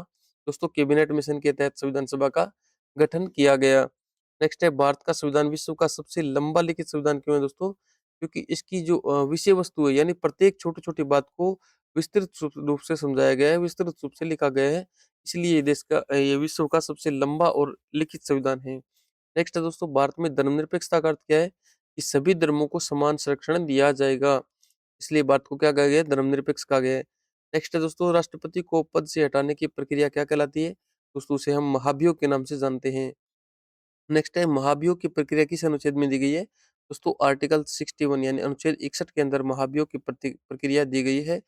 नेक्स्ट है दोस्तों, अब तक किसी राष्ट्रपति पर महाभियोग चला या नहीं चला? अब तक किसी भी राष्ट्रपति पर महाभियोग नहीं चला है। भारत का पहला महिला राष्ट्रपति कौन थी? दोस्तों वो थी प्रतिभा देवी सिंह पाटिल। नेक्स्ट है, भारतीय संविधान में नागरिकता का वर्णन किस भाग में है? दोस्तों भाग 2 के अंदर अनुच्छेद 5 से 11 में नागरिकता का वर्णन किया गया है। नेक्स्ट है दोस्तों, नागरिकता से संबंधित प्रावधान किस अनुच्छेद में है? अनुच्छेद 5 से 11 में। नेक्स्ट है दोस्तों, नागरिकता अधिनियम कब पारित हुआ? 1955 के अंदर। नेक्स्ट है, जन्म से नागरिकता का सिद्धांत किस पर आधारित है? दोस्तों जस सोली के आधार पर। नेक्स्ट है दोस्तों, वंश से नागरिकता का सिद्धांत किस पर आधारित है? जस सांगिनियस के आधार पर। नेक्स्ट दोस्तों, भारत में नागरिकता में किस सिद्धांत को अधिक महत्व दिया गया है? जस सोली। दोस्तों ये तीन जो क्वेश्चन है दोस्तों, ये आपको समझ में नहीं आएंगे, इसको मैं अच्छे तरीके से एक्सप्लेन करूंगा, लेकिन अभी नहीं, आगे वीडियो के अंत में दोस्तों मैं इन तीनों प्रश्नों को डिटेल से कराऊंगा। नेक्स्ट है, दोहरी नागरिकता भारत में मान्य है या नहीं है? नहीं है दोस्तों, अमेरिका जैसे देशों में दोहरी नागरिकता मान्य है, लेकिन अपने यहाँ नहीं है। नेक्स्ट है, भारतीय नागरिकता छीनी जा सकती है या नहीं? बिल्कुल दोस्तों छीनी जा सकती है भारतीय नागरिकता। उसके अलग अलग प्रावधान है कि कब कब भारतीय नागरिकता छीनी जा सकती है। इसके तीन प्रकार है, जैसे त्याग सकता है कोई व्यक्ति, उसका समाप्ति की जा सकती है, या वंचन किया जा सकता है, वंचन का मतलब वंचित किया जा सकता है, छीनी जा सकती है। या तो खुद से त्याग कर दे, या किसी कारण से समाप्त हो जाए, या उसको छीन लिया जा सकता है। या नागरिकता को तीन प्रकार से समाप्त किया जा सकता है। नेक्स्ट है दोस्तों, भारत में विदेशी नागरिकों को कौन सा अधिकार प्राप्त नहीं है? दोस्तों भारत में विदेशी नागरिकों को कौन सा अधिकार प्राप्त नहीं है? दोस्तों मौलिक अधिकार पूर्ण रूप से लागू नहीं है, कुछ एक मौलिक अधिकार है वो विदेशी नागरिकों को प्राप्त है, कुछ एक नहीं है। नेक्स्ट है दोस्तों, मौलिक अधिकारों की व्याख्या कौन करता है? दोस्तों मौलिक अधिकारों का एक्सप्लेनेशन है, ये व्याख्या है वो सर्वोच्च न्यायालय करता है। नेक्स्ट है, मौलिक अधिकारों की रक्षा के लिए कौन सा आर्टिकल दिया गया है? अनुच्छेद 32 है दोस्तों, मौलिक अधिकारों की रक्षा के लिए बनाया गया है। नेक्स्ट है, अनुच्छेद 32 को किसने संविधान की आत्मा कहा है? दोस्तों डॉक्टर बी आर अम्बेडकर महोदय ने अनुच्छेद 32 आर्टिकल 32 है उसको संविधान की आत्मा कहा है। नेक्स्ट है, राज्य के विरुद्ध अधिकार किस भाग में है? दोस्तों भाग 3 में है। भाग 3 में मौलिक अधिकार, और मौलिक अधिकारों को राज्य के विरुद्ध माना गया है। सॉरी। नेक्स्ट है दोस्तों, अस्पृश्यता का अंत किस अनुच्छेद में है दोस्तों? अनुच्छेद 17 के अंदर है। उपाधियों का अंत किस अनुच्छेद में है दोस्तों? अनुच्छेद 18 के अंदर है। नेक्स्ट है, शोषण के विरुद्ध अधिकार में कौन सा अधिकार शामिल है दोस्तों? बाल श्रम का निषेध, ये शोषण के विरुद्ध अधिकार के अंदर शामिल है। नेक्स्ट है, धार्मिक स्वतंत्रता का अधिकार किसे प्राप्त है दोस्तों? सभी प्रकार के नागरिक और गैर नागरिक, गैर नागरिक का मतलब देशी और विदेशी दोनों को दोस्तों धार्मिक स्वतंत्रता का अधिकार प्राप्त है। नेक्स्ट है, अ, अल्पसंख्यकों के सांस्कृतिक व शैक्षणिक शैक्षिक अधिकार किस अनुच्छेद में, किस आर्टिकल के अंदर दिए गए हैं दोस्तों? ये आर्टिकल 29 और 30 यानी 29 और 30 के अंदर दोस्तों जो माइनॉरिटीज है उनके दोस्तों जो सांस्कृतिक और शैक्षिक अधिकार है उन्हें दोस्तों संरक्षित किया गया है, उन्हें दिया गया है। वो आर्टिकल 29 और 30 में दिया गया है। नेक्स्ट है दोस्तों, मौलिक अधिकारों का निलंबन कब हो सकता है? हम आगे चले गए दोस्तों। क्वेश्चन नंबर 204 है, मौलिक अधिकार का निलंबन कब हो सकता है दोस्तों? आपातकाल में। नेक्स्ट है, कहाँ चले गए दोस्तों? नेक्स्ट है, संपत्ति का अधिकार किस अनुच्छेद से हटाया गया है दोस्तों? 44वें संविधान संशोधन के द्वारा संपत्ति के अधिकार को हटाया गया है, 44वें संविधान संशोधन के द्वारा। यानी इससे पहले दोस्तों संपत्ति का अधिकार मूल अधिकार माना जाता था। नेक्स्ट है, वर्तमान में संपत्ति का अधिकार किस आर्टिकल में है दोस्तों? अनुच्छेद 301 के अंदर है, वो संपत्ति का अधिकार शामिल है। नेक्स्ट है, नीति निर्देशक तत्व किस प्रकार के राज्य की स्थापना पर बल देते हैं दोस्तों? डीपीएसपी है ना, नीति निर्देशक तत्व, ये कल्याणकारी राज्य की स्थापना करने के लिए कल्याणकारी राज्य स्थापना के लिए बल देते हैं। नेक्स्ट है दोस्तों, नीति निर्देशक तत्व किससे प्रेरित है दोस्तों? आयरलैंड के संविधान से। आज का सवाल नंबर 209 है दोस्तों, नीति निर्देशक तत्व लागू करने योग्य क्यों नहीं है? क्योंकि ये दोस्तों नैतिक दायित्व है, ये राज्य का नैतिक दायित्व है कि वो इस प्रकार के राज्य की स्थापना करे। यानी नीति निर्देशक तत्व है दोस्तों, वो उम्मीद की गई है, जो हमारे जो पार्लियामेंट में, संसद में चुनकर लोग जाते हैं, उनसे उम्मीद की गई है कि ये लोग एक कल्याणकारी राज्य की स्थापना करेंगे। ये नैतिक दायित्व के कारण ये लागू नहीं माने जाते। नेक्स्ट है दोस्तों, नीति निर्देशक तत्वों का उल्लंघन न्यायपालिका में चुनौती योग्य है या नहीं है? वो दोस्तों ऐसा कुछ नहीं है। हम अगर नीति निर्देशक तत्व लागू नहीं होते तो हम कोर्ट नहीं जा सकते। नेक्स्ट है दोस्तों, समान नागरिक संहिता किस अनुच्छेद में है? अनुच्छेद 44 के अंदर है। और ग्राम पंचायत का गठन किस अनुच्छेद में है दोस्तों? अनुच्छेद 40 के अंदर है। मोस्ट इंपोर्टेंट है दोस्तों ये कि जो समान नागरिक संहिता यानी यूनिफॉर्म सिविल कोड यूसीसी जो भी चर्चा में दोस्तों, ये मोस्ट इंपोर्टेंट है। और ग्राम पंचायत का गठन दोस्तों अनुच्छेद 40 के अंदर है, जो महात्मा गांधी की कविता दोस्तों एक कैसे महात्मा गांधी की थिंकिंग नजर आती है इस अनुच्छेद के अंदर, आर्टिकल 40 के अंदर, अनुच्छेद 40 के अंदर। नेक्स्ट है दोस्तों, काम के अधिकार का उल्लेख किसमें है? तो आर्टिकल 41 के अंदर। नेक्स्ट है दोस्तों, मौलिक अधिकारों का स्रोत क्या है? तो वो है स्वर्ण सिंह समिति की सिफारिश पर मौलिक कर्तव्य जोड़े गए थे। तो मौलिक कर्तव्यों का सोर्स क्या है दोस्तों? स्वर्ण सिंह समिति। नेक्स्ट है, मौलिक कर्तव्यों को किस संविधान संशोधन से जोड़ा गया? 42वें संविधान संशोधन के द्वारा मौलिक कर्तव्यों को ऐड किया गया। नेक्स्ट है, पर्यावरण संरक्षण का कर्तव्य किस अनुच्छेद में दोस्तों? अनुच्छेद आर्टिकल 51A के अंदर जी जो पार्ट है वो पर्यावरण संरक्षण पर बल देता है। नेक्स्ट है दोस्तों, मौलिक कर्तव्य लागू करने योग्य है या नहीं है दोस्तों? मौलिक कर्तव्य लागू करने योग्य नहीं है, यानी यानी ये भी दोस्तों नैतिक दायित्व है। सॉरी। नेक्स्ट है दोस्तों, भारतीय संघ का प्रमुख कौन होता है दोस्तों? भारतीय संघ का प्रमुख राष्ट्रपति महोदय होते हैं। नेक्स्ट है, राष्ट्रपति को कार्यपालिका प्रमुख क्यों कहा जाता है? क्योंकि दोस्तों राष्ट्रपति के नाम से सभी कार्यपालिका के कार्य हैं वो किए जाते हैं, लेकिन उनका यूज है दोस्तों वो प्रधानमंत्री महोदय करते हैं। तो नाम मात्र का प्रमुख होने के कारण राष्ट्रपति को कार्यपालिका प्रमुख कहा जाता है। नेक्स्ट है दोस्तों, वास्तविक कार्यपालिका शक्ति किसके पास होती है? वो प्रधानमंत्री जी यानी पीएम साहब के पास होती है। नेक्स्ट है दोस्तों, राष्ट्रपति का निर्वाचन किस प्रणाली से होता है दोस्तों? अनुपातिक प्रतिनिधित्व प्रणाली से होता है। नेक्स्ट है, राष्ट्रपति चुनाव में कौन मतदान करता है दोस्तों? संसद व राज्य विधानसभा के निर्वाचित सदस्य हैं, वो राष्ट्रपति चुनाव में मतदान करते हैं। नेक्स्ट है, राष्ट्रपति पुनर्निर्वाचित हो सकता है या नहीं दोस्तों? कितनी भी बार हो सकता है, कोई समस्या नहीं है। नेक्स्ट है, राष्ट्रपति को हटाने की प्रक्रिया क्या कहलाती है दोस्तों? महाभियोग कहलाती है। नेक्स्ट है, उपराष्ट्रपति का कार्यकाल कितना होता है दोस्तों? वो 5 वर्ष होता है।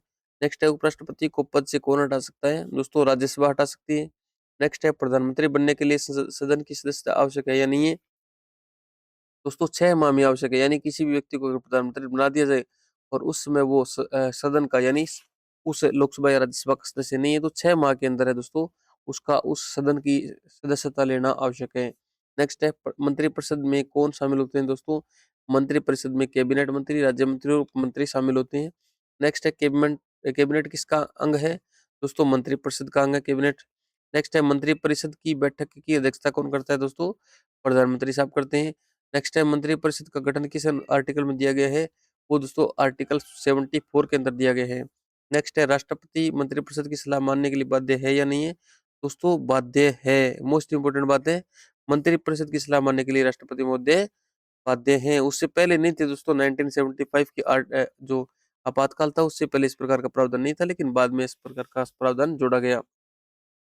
आज की मैराथन क्लास का 233वां क्वेश्चन है दोस्तों, मंत्रिपरिषद की सामूहिक जिम्मेदारी किस अनुच्छेद में है? अनुच्छेद 75 में। नेक्स्ट है दोस्तों, प्रधानमंत्री का कार्यकाल कितना होता है? दोस्तों ये कोई भी निश्चित नहीं है, क्योंकि प्रधानमंत्री का कार्यकाल तब तक रहता है दोस्तों जब तक सदन के अंदर जो उस दल का प्रतिनिधित्व बना रहता है। नेक्स्ट है संसद की शक्तियों का स्रोत क्या है दोस्तों? संविधान है। नेक्स्ट है संसद की विधायी शक्ति किस पर लागू होती है दोस्तों? संपूर्ण भारत पे लागू होती है। नेक्स्ट है संसद को उपशिष्ट शक्तियां किस अनुच्छेद में किस आर्टिकल के तहत मिलती है दोस्तों? आर्टिकल 248 के तहत। अनुच्छेद 248 के तहत दोस्तों संसद को अवशिष्ट शक्तियों की शक्तियां प्राप्त है। नेक्स्ट है संसद का बजट किस नाम से जाना जाता है दोस्तों? वार्षिक वित्तीय विवरण के नाम से संसद का बजट किस नाम से जाना जाता है दोस्तों? वार्षिक वित्तीय विवरण के नाम से जाना जाता है। नेक्स्ट है संसद में प्रश्नकाल का उद्देश्य क्या है दोस्तों? सरकार पर नियंत्रण करना संसद में प्रश्नकाल का उद्देश्य है। नेक्स्ट है शून्यकाल संसद की किस प्रक्रिया का भाग है दोस्तों? परंपरा है, ये कोई नियम नहीं है कि शून्यकाल होगा। नेक्स्ट है संसद का संयुक्त अधिवेशन किस आर्टिकल के अंदर लिखा गया है दोस्तों? आर्टिकल 108 यानी अनुच्छेद 108 में लिखा गया है कि संसद का संयुक्त अधिवेशन है वो बुलाया जा सकता है। नेक्स्ट है दोस्तों, अब तक संयुक्त अधिवेशन कितनी बार हुआ है दोस्तों? 3 बार। नेक्स्ट है पहला संयुक्त अधिवेशन किस पर हुआ था दोस्तों? दहेज निषेध विधेयक जब कानून आया था दोस्तों उस समय पहला संयुक्त अधिवेशन हुआ था, यानी दोनों सदनों का संयुक्त अधिवेशन हुआ था आर्टिकल 108 के तहत। नेक्स्ट है संसद में अविश्वास प्रस्ताव किस सदन में लाया जा सकता है दोस्तों? लोकसभा के अंदर लाया जा सकता है। आगे बढ़ते हैं, अगला सवाल है दोस्तों, अविश्वास प्रस्ताव पारित होने पर क्या होता है दोस्तों? सरकार गिर जाती है। नेक्स्ट है दोस्तों, राज्यसभा को धन विधेयक अस्वीकार करने का अधिकार है या नहीं है? कोई अधिकार नहीं है दोस्तों। राज्यसभा केवल धन विधेयक को 14 दिन तक रोक सकती है और कोई भी अधिकार जो दोस्तों राज्यसभा के पास नहीं है। नेक्स्ट है धन विधेयक पर अंतिम निर्णय किसका होता है दोस्तों? लोकसभा अध्यक्ष का होता है। नेक्स्ट है दोस्तों, संसद का विशेषाधिकार किस देश से लिया गया है दोस्तों? संसद का विशेषाधिकार है ये ब्रिटेन से लिया गया है। नेक्स्ट है दोस्तों, विशेषाधिकार का उद्देश्य क्या है? संसद की गरिमा बनाए रखना विशेषाधिकार का प्रमुख उद्देश्य है। नेक्स्ट है दोस्तों, सर्वोच्च न्यायालय का परामर्शी क्षेत्राधिकार किस आर्टिकल में दिया गया है दोस्तों? कि सर्वोच्च न्यायालय का परामर्शी क्षेत्राधिकार का मतलब है दोस्तों कि सर्वोच्च न्यायालय है वो राष्ट्रपति महोदय को राय दे सकती है, परामर्श दे सकती है। ये आर्टिकल 143 यानी अनुच्छेद 143 में कहा गया है कि सर्वोच्च न्यायालय एक परामर्शी होगा, यानी राष्ट्रपति महोदय को जब वो चाहे तो वो उसमें राय दे सकता है। नेक्स्ट है दोस्तों, न्यायिक पुनरावलोकन किस आर्टिकल पर आधारित है दोस्तों? अनुच्छेद 13 पर आधारित है। नेक्स्ट है दोस्तों, उच्च न्यायालय की स्थापना किस अनुच्छेद में है? अनुच्छेद 214 के अंदर उच्च न्यायालय की स्थापना के बारे में प्रावधान किया गया है। नेक्स्ट है दोस्तों, उच्च न्यायालय का क्षेत्राधिकार किस पर होता है दोस्तों? राज्य और केंद्र शासित प्रदेशों पर होता है। नेक्स्ट है उच्च न्यायालय के न्यायाधीशों की नियुक्ति कौन करता है दोस्तों? राष्ट्रपति महोदय करते हैं। नेक्स्ट है उच्च न्यायालय का मुख्य न्यायाधीश किसे किसे नियुक्त करता है दोस्तों? उच्च न्यायालय का मुख्य न्यायाधीश किसे नियुक्त करता है? ये प्रश्न इस प्रकार से नहीं है दोस्तों, इस प्रकार से है कि उच्च न्यायालय के मुख्य न्यायाधीश की नियुक्ति कौन करता है? तो वो राष्ट्रपति महोदय करते हैं। नेक्स्ट है दोस्तों, भारत में सबसे पुराना उच्च न्यायालय कौन सा है दोस्तों? कलकत्ता उच्च न्यायालय है। आगे बढ़ते हैं, अगला सवाल है दोस्तों, राज्यपाल का पद किस देश से लिया गया है दोस्तों? वो कनाडा से लिया गया है। नेक्स्ट है, राज्यपाल राज्य का नाम मात्र प्रमुख क्यों होता है? कि वास्तविक शक्तियां किसके पास होती है दोस्तों? वो सीएम साहब के पास होती है। नेक्स्ट है, राज्यपाल की विवेकाधीन शक्तियां किससे संबंधित है दोस्तों? वो संविधान से जुड़ी हुई है। नेक्स्ट है, मुख्यमंत्री का चयन किस आधार पे होता है? तो वही बात है दोस्तों, प्रधानमंत्री की तरह बहुमत दल का नेता होता है उसे राज्यपाल महोदय मुख्यमंत्री बनाते हैं। नेक्स्ट है, राज्य मंत्रिपरिषद किसके प्रति उत्तरदायी होती है दोस्तों? वो विधानसभा के प्रति उत्तरदायी होती है। नेक्स्ट है, राज्य विधान परिषद का गठन किस अनुच्छेद में दिया गया है? तो आर्टिकल 169 मोस्ट इंपोर्टेंट है। अनुच्छेद सॉरी अनुच्छेद 169 के तहत है तो वो विधान परिषद का गठन किया जा सकता है। नेक्स्ट है, भारत में कितने राज्यों में द्विसदनीय विधानमंडल है दोस्तों? 6 राज्यों में है। नेक्स्ट है, विधान परिषद के सदस्यों का कार्यकाल कितना होता है दोस्तों? वो 6 वर्ष होता है। नेक्स्ट है, पंचायती राज व्यवस्था इस आर्टिकल में दोस्तों आर्टिकल 243 पंचायती राज व्यवस्था का उल्लेख किया गया है। नेक्स्ट है, पंचायतों का कार्यकाल कितना होता है दोस्तों? 5 वर्ष। अ, अगला सवाल है, पंचायत चुनाव कौन कराता है दोस्तों? राज्य निर्वाचन आयोग कराता है। नेक्स्ट है, नगर पालिकाओं का वर्णन किस भाग में है? भाग 9A के अंतर्गत नगर पालिकाओं का वर्णन किया गया है। नेक्स्ट है दोस्तों, नगर पालिकाओं का कार्यकाल कितना होता है? वो भी दोस्तों 5 वर्ष होता है। 11वीं अनुसूची किससे संबंधित है दोस्तों? पंचायतों से जुड़ी हुई है। और 12वीं अनुसूची किससे जुड़ी हुई है दोस्तों? नगर पालिका विषयों से जुड़ी हुई है। नेक्स्ट है, राष्ट्रीय आपातकाल की घोषणा कौन करता है दोस्तों? राष्ट्रपति करते हैं। राष्ट्रपति शासन की सिफारिश कौन करता है दोस्तों? राज्यपाल करता है। राज्यपाल को लगता है कि इस फला फला क्षेत्र के अंदर दोस्तों कानून व्यवस्था है वो चलने योग्य नहीं है, तो वो राष्ट्रपति से सिफारिश करता है कि वहां पर राष्ट्रपति शासन लगा दिया जाए। नेक्स्ट है दोस्तों, वित्तीय आपातकाल में किसकी शक्तियां बढ़ जाती है? केंद्र सरकार की बढ़ जाती है। नेक्स्ट है, भारतीय संविधान में संशोधन की शक्ति किसके पास है दोस्तों? संसद के पास है। नेक्स्ट है, मूल संरचना सिद्धांत किसने दिया दोस्तों? सुप्रीम कोर्ट ने। नेक्स्ट है, संसद मूल संरचना बदल सकती है या नहीं दोस्तों? संसद मूल संरचना को नहीं बदल सकती। नेक्स्ट है, संविधान सभा में सबसे अधिक भाषण किसने दिए दोस्तों? Doctor B.R. अम्बेडकर साहब ने। नेक्स्ट है दोस्तों, संविधान सभा में सबसे अधिक संशोधन किसने प्रस्तुत किए? वो भी दोस्तों डॉक्टर B.R. अम्बेडकर साहब ने किए। नेक्स्ट है, भारतीय संविधान में आपातकाल की अवधि अधिकतम कितनी हो सकती है दोस्तों? अनिश्चित हो सकती है। संसदीय अनुमोदन से दोस्तों आपातकाल को कितना भी बढ़ाया जा सकता है। नेक्स्ट है दोस्तों, आज की महामैराथन का 281वां क्वेश्चन, केंद्र राज्य विधायी संबंध किस अनुच्छेद में है दोस्तों? अनुच्छेद 245 से 255। केंद्र राज्य प्रशासनिक संबंध दोस्तों आर्टिकल 256 से लेकर 263 तक। और केंद्र राज्य वित्तीय संबंध है दोस्तों, वो है दोस्तों अनुच्छेद 268 से 293। तीनों पर्सन मोस्ट इंपोर्टेंट है दोस्तों, केंद्र और राज्य के बीच विधायी संबंध, प्रशासनिक संबंध और वित्तीय संबंध, ये आपको ध्यान में रखने हैं। अनुच्छेद 245 से 255 विधायी, 256 से 263 प्रशासनिक संबंध, जबकि 268 से 293 वित्तीय संबंध। नेक्स्ट है दोस्तों, अंतर्राज्यीय परिषद का उल्लेख किस अनुच्छेद में दिया गया है? अनुच्छेद 263 के अंतर्गत। नेक्स्ट है दोस्तों, अंतर्राज्यीय परिषद का अध्यक्ष कौन होता है दोस्तों? PM साहब होते हैं, प्रधानमंत्री जी। नेक्स्ट है दोस्तों, संघ सूची पर कानून बनाने का अधिकार किसे है दोस्तों? केंद्र को। नेक्स्ट है, राज्य सूची पर कानून बनाने का अधिकार किसे प्राप्त है? राज्य को। नेक्स्ट है दोस्तों, समवर्ती सूची पर कानून बनाने का अधिकार किसे प्राप्त है? केंद्र और राज्य दोनों को है, लेकिन अगर विवाद या टकराव की स्थिति होती है तो केंद्र वाला मान्य होगा। नेक्स्ट है, समवर्ती सूची में टकराव की स्थिति में किसका कानून मान्य होगा दोस्तों? केंद्र का। नेक्स्ट है दोस्तों, आपातकाल में राज्य सूची पर कानून कौन बनाता है? वो केंद्र सरकार बनाती है। नेक्स्ट है दोस्तों, राज्यसभा को राज्य सूची पर कानून बनाने की शक्ति किस आर्टिकल में दी गई है दोस्तों? अनुच्छेद 249 में दी गई है। नेक्स्ट है, राष्ट्रपति शासन में राज्य सूची पर कानून कौन बनाता है दोस्तों? संसद बनाती है। नेक्स्ट है, अवशिष्ट विषय किस सूची में आते हैं दोस्तों? संघ सूची में। नेक्स्ट है, संविधान में करों का बंटवारा किस अनुसूची में है? 7वीं अनुसूची में। नेक्स्ट है, GST लागू करने हेतु कौन सा संशोधन हुआ? 101वें संशोधन के तहत GST को लागू किया गया। नेक्स्ट है दोस्तों, GST परिषद का अध्यक्ष कौन होता है दोस्तों? केंद्रीय वित्त मंत्री है वो GST परिषद का अध्यक्ष होते हैं। GST परिषद में निर्णय कैसे लिए जाते हैं दोस्तों? मतदान के द्वारा निर्णय लिए जाते हैं। नेक्स्ट है, वित्त आयोग की सिफारिश किसके लिए होती है? केंद्र और राज्य दोनों के लिए होती है। नेक्स्ट है, भारत का पहला वित्त आयोग का अध्यक्ष कौन था? ये इंपॉर्टेंट सवाल है दोस्तों। भारत के पहले वित्त आयोग का अध्यक्ष थे KC नियोगी। नेक्स्ट है, राष्ट्रीय आपदा प्रबंधन अधिनियम यानी नीचे लिखा हुआ ना NDMA यानी नेशनल डिजास्टर मैनेजमेंट अथॉरिटी, ये अधिनियम दोस्तों कब बना? 2005 के अंदर। नेक्स्ट है, राष्ट्रीय आपदा प्रबंधन प्राधिकरण का अध्यक्ष कौन होता है दोस्तों? PM साहब, प्रधानमंत्री जी। नेक्स्ट है, भारत में लोक सेवा आयोग का उल्लेख किस भाग में है? भाग 14 के अंदर है। नेक्स्ट है दोस्तों, संघ लोक सेवा आयोग यानी UPSC का गठन किस अनुच्छेद में होता है दोस्तों? किस आर्टिकल के तहत है? आर्टिकल 315 यानी अनुच्छेद 315। नेक्स्ट है, UPSC के अध्यक्ष की नियुक्ति कौन करता है? राष्ट्रपति जी। नेक्स्ट है, राज्य लोक सेवा आयोग की नियुक्ति कौन करता है? राज्यपाल जी। नेक्स्ट है, लोक सेवा आयोग के सदस्य का कार्यकाल कितना होता है? 6 वर्ष या 65 वर्ष। नेक्स्ट है, UPSC की सिफारिश से बाध्यकारी है या नहीं है दोस्तों? UPSC की सिफारिश से बाध्यकारी नहीं है। नेक्स्ट है दोस्तों, अखिल भारतीय सेवाएं किस आर्टिकल में है? तो आर्टिकल मोस्ट इंपोर्टेंट है 312, 312 नंबर आर्टिकल है। इसमें अखिल भारतीय सेवाओं के बारे में दिया गया है। नेक्स्ट है, अखिल भारतीय सेवा का उदाहरण कौन सा है दोस्तों? जैसे IAS हो गया, IPS हो गया, ये इस प्रकार की अखिल भारतीय सेवा होती है। नेक्स्ट है, भारत में पहला लोक सेवा आयोग कब बना दोस्तों? 1926 के अंदर। नेक्स्ट है, निर्वाचन आयोग का उल्लेख किस भाग में है दोस्तों? भाग 15 के अंदर। नेक्स्ट है, चुनाव आयोग का मुख्यालय कहाँ है दोस्तों? नई दिल्ली के अंदर। नेक्स्ट है भारत में चुनाव आयोग को संवैधानिक दर्जा कब मिला दोस्तों? 1950 में।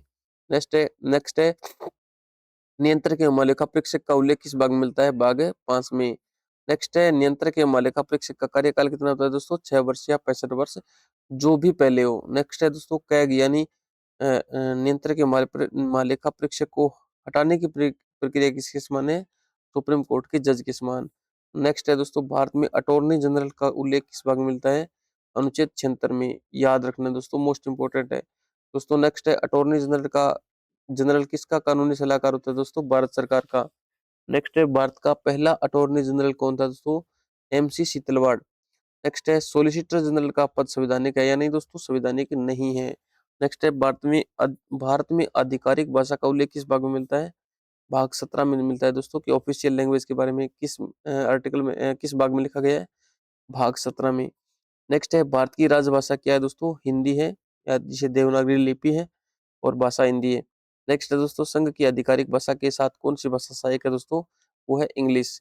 नेक्स्ट है दोस्तों भाषा संबंधी विवाद के समाधान के लिए कौन सा आयोग बनाया गया? राजभाषा आयोग। नेक्स्ट है संविधान की 8वीं अनुसूची में कितनी भाषाएं हैं दोस्तों? 22 भाषाएं। नेक्स्ट है हिंदी को राजभाषा बनाने का अनुच्छेद कौन सा है दोस्तों? आर्टिकल 343। ये हिंदी को राजभाषा बनाने का आर्टिकल है। नेक्स्ट है आपातकालीन प्रावधान किस भाग में है? भाग 18 में। नेक्स्ट है राष्ट्रीय आपातकाल की अधिकतम प्रारंभिक अवधि कितनी है दोस्तों? 6 माह, लेकिन बाद में संसद के अनुमोदन के द्वारा इसे आगे बढ़ाया जा सकता है। नेक्स्ट है आपातकाल के लिए संसद की मंजूरी कितने दिन में आवश्यक है दोस्तों? 1 माह में। राष्ट्रपति शासन की संसदीय स्वीकृति कितने समय में चाहिए दोस्तों? 2 माह में। नेक्स्ट है यानी राष्ट्रपति शासन की संसदीय स्वीकृति कितने समय में चाहिए? 2 माह के अंदर। नेक्स्ट है राष्ट्रपति शासन अधिकतम 3 वर्ष कैसे चलता है दोस्तों? संसदीय स्वीकृति के द्वारा चलाया जा सकता है। नेक्स्ट है वित्तीय आपातकाल किस आधार पर लगाया जा सकता है दोस्तों? आर्थिक संकट के आधार पर। और कमाल की बात यह है कि भारत के अंदर अभी तक बहुत ही सौभाग्यशाली बात है दोस्तों, बेहद भारत के लिए एक बढ़िया बात है कि भारत के अंदर कभी भी वित्तीय आपातकाल की नौबत अभी तक नहीं आई है। यानी अब तक कितनी बार वित्तीय आपातकाल लगा है? तो कभी भी नहीं लगा है। नेक्स्ट है दोस्तों संविधान संशोधन कितने प्रकार के होते हैं दोस्तों? 3 प्रकार के। नेक्स्ट है साधारण बहुमत से संशोधन का उदाहरण क्या है? जैसे राज्य का गठन करना, ये विशेष जो साधारण बहुमत होता है उसके आधार पर संशोधन। और विशेष बहुमत से संशोधन का उदाहरण है जैसे जैसे मौलिक अधिकार के अंदर को परिवर्तन करना है, तो वो उसे हम विशेष बहुमत की आवश्यकता पड़ेगी। यानी 3 प्रकार के संशोधन कौन कौन से हैं? एक तो साधारण हो गया, जो यहाँ लिखा हुआ है साधारण बहुमत। दूसरा हो गया विशेष बहुमत। तीसरा हो गया साधारण और विशेष बहुमत के साथ साथ राज्यों की सहमति भी करना। यानी तीसरा प्रकार का संशोधन ये पहले प्रकार का, ये दूसरे प्रकार का, ये तीसरे प्रकार का। तीसरे प्रकार का संशोधन है दोस्तों, जैसे कोई संघीय ढांचे में परिवर्तन करना है, तो उसमें विशेष बहुमत से संशोधन के साथ साथ राज्यों की आधे से अधिक राज्यों की सहमति भी आवश्यक है दोस्तों। समझ में आ गई बात? नेक्स्ट है संविधान सभा भंग कब हुई दोस्तों? 26 जनवरी 1950 को। नेक्स्ट है संविधान लागू होने के बाद संविधान सभा किस रूप में कार्यरत रही?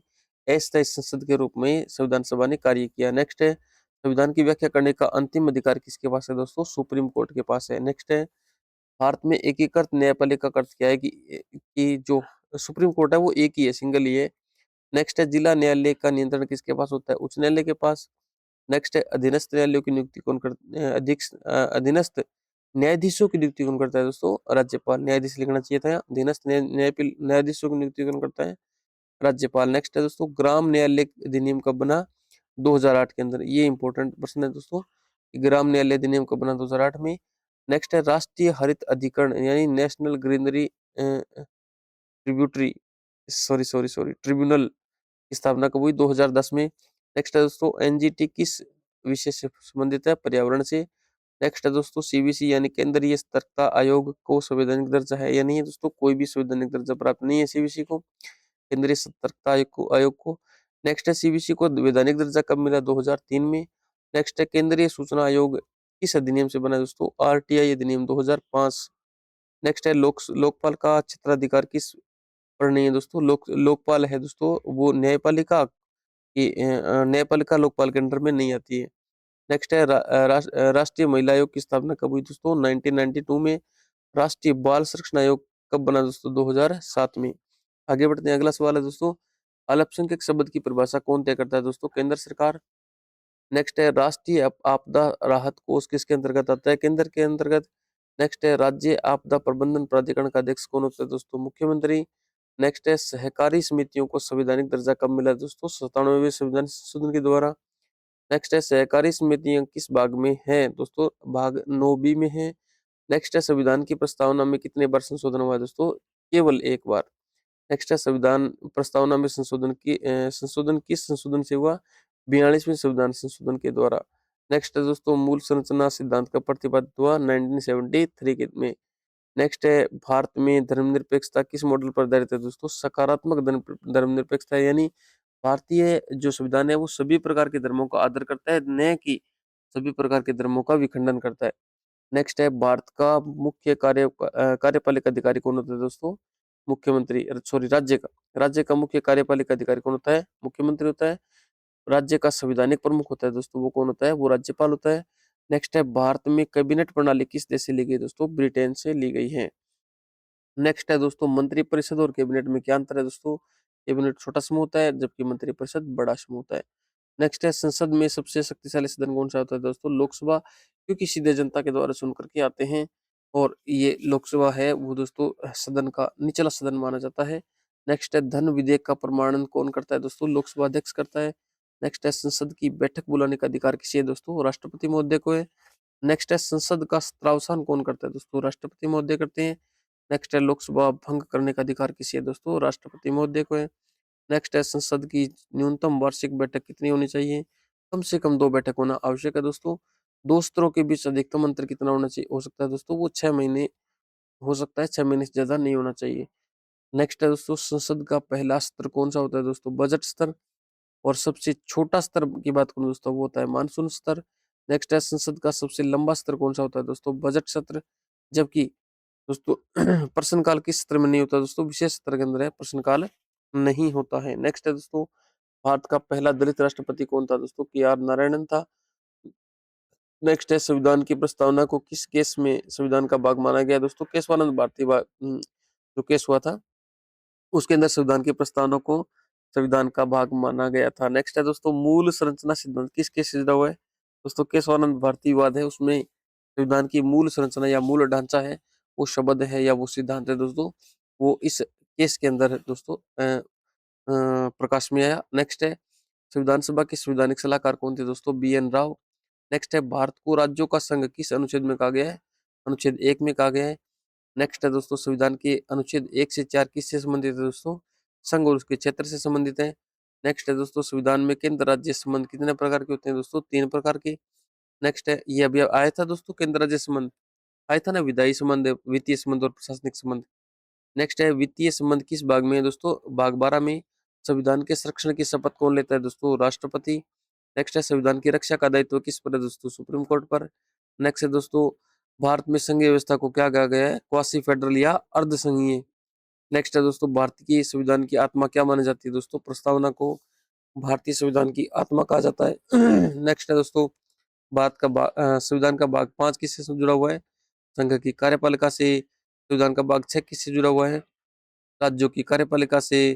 संविधान का भाग 7 किससे जुड़ा हुआ है दोस्तों? इस भाग को वर्तमान में हटा दिया गया है। नेक्स्ट है दोस्तों भाग 7 को किस संशोधन के द्वारा हटाया गया? 7 को 7वें संशोधन के द्वारा 1956 में हटा दिया गया। सॉरी।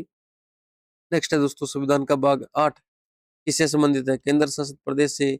संविधान का भाग 9 है वो दोस्तों पंचायतों से जुड़ा हुआ है। 9A है दोस्तों वो नगर पालिका से जुड़ा हुआ है। भाग 10 है दोस्तों वो अनुसूचित जाति और जनजाति क्षेत्र से जुड़ा हुआ है। भाग 11 है दोस्तों वो केंद्र राज्य संबंध से जुड़ा हुआ है। भाग 12 है दोस्तों वो वित्त संपत्ति और संविदा से जुड़ा हुआ है। भाग 13 है दोस्तों वो व्यापार वाणिज्य और आवागमन से जुड़ा हुआ है। और भाग 14 है दोस्तों वो ऑल इंडिया सर्विसेज यानी सेवाओं से जुड़ा हुआ है। भाग 15 की बात करूं दोस्तों तो वो चुनाव से जुड़ा हुआ है। भाग 16 है दोस्तों वो SC ST OBC के विशेष उपबंध से जुड़ा हुआ है। भाग 17 है वो राजभाषा से जुड़ा हुआ है। सॉरी, राजभाषा से जुड़ा हुआ है। भाग 18 है दोस्तों वो आपातकाल से जुड़ा हुआ है। भाग 19 है दोस्तों वो विविध अलग अलग प्रकार के इसके अंदर मिसलेनियस बातें लिखी गई है। भाग 20 है दोस्तों वो संक्रमणकालीन उपबंध से जुड़ा हुआ है। भाग 21 है दोस्तों वो अस्थायी और विशेष उपबंध से जुड़ा हुआ है।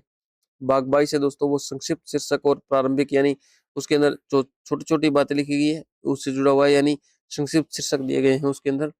भाग 21 में दोस्तों कौन सा विशेष उपबंध है दोस्तों? अनुच्छेद 370 या आर्टिकल 317 वो भाग 21 का भाग था, ये मोस्ट इंपोर्टेंट बात है।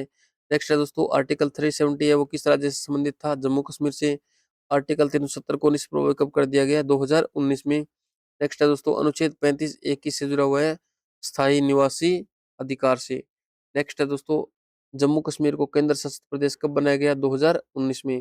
नेक्स्ट है जम्मू कश्मीर से कितने यूटी बने दोस्तों? 2 यूटी बने, 2 यूनियन टेरिटरी या केंद्र शासित प्रदेश बने, जम्मू कश्मीर और लद्दाख। नेक्स्ट है दोस्तों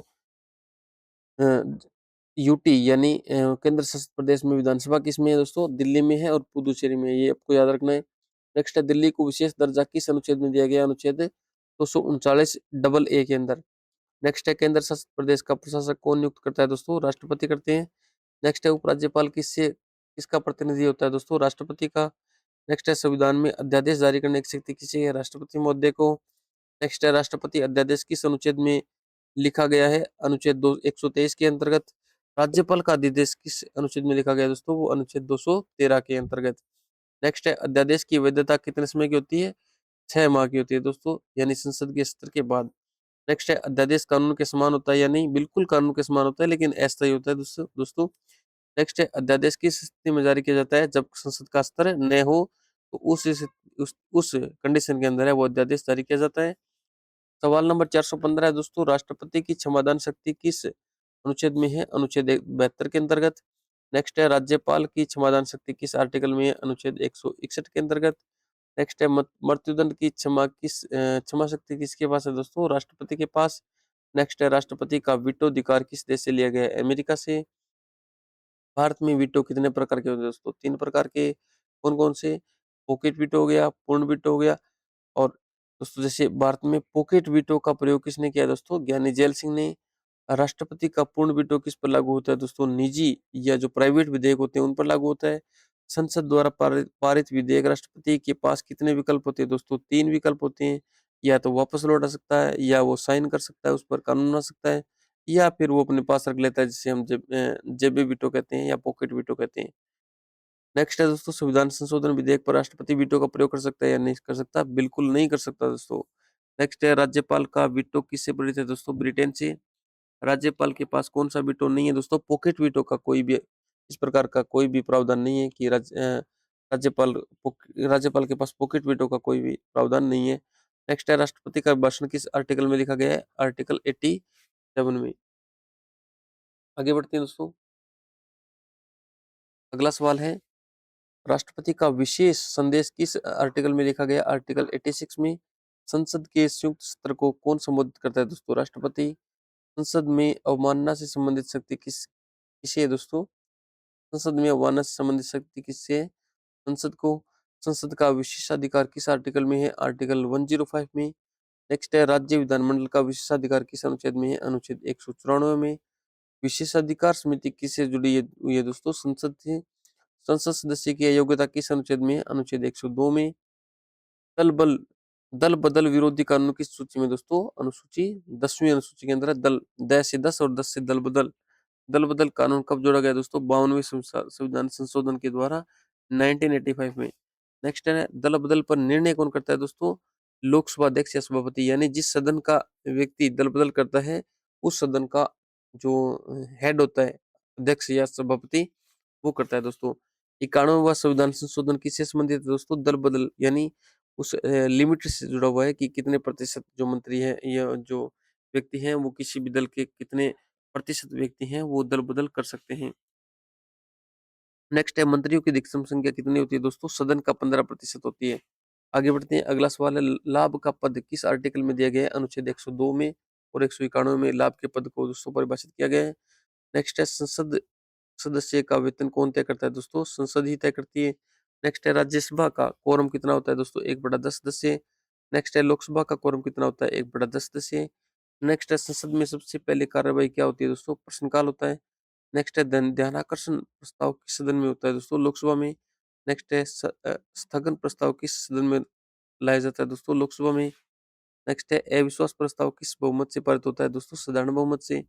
नेक्स्ट है संसद में विहिप किससे संबंधित होती है दोस्तों? दल में अनुशासन बनाए रखने से।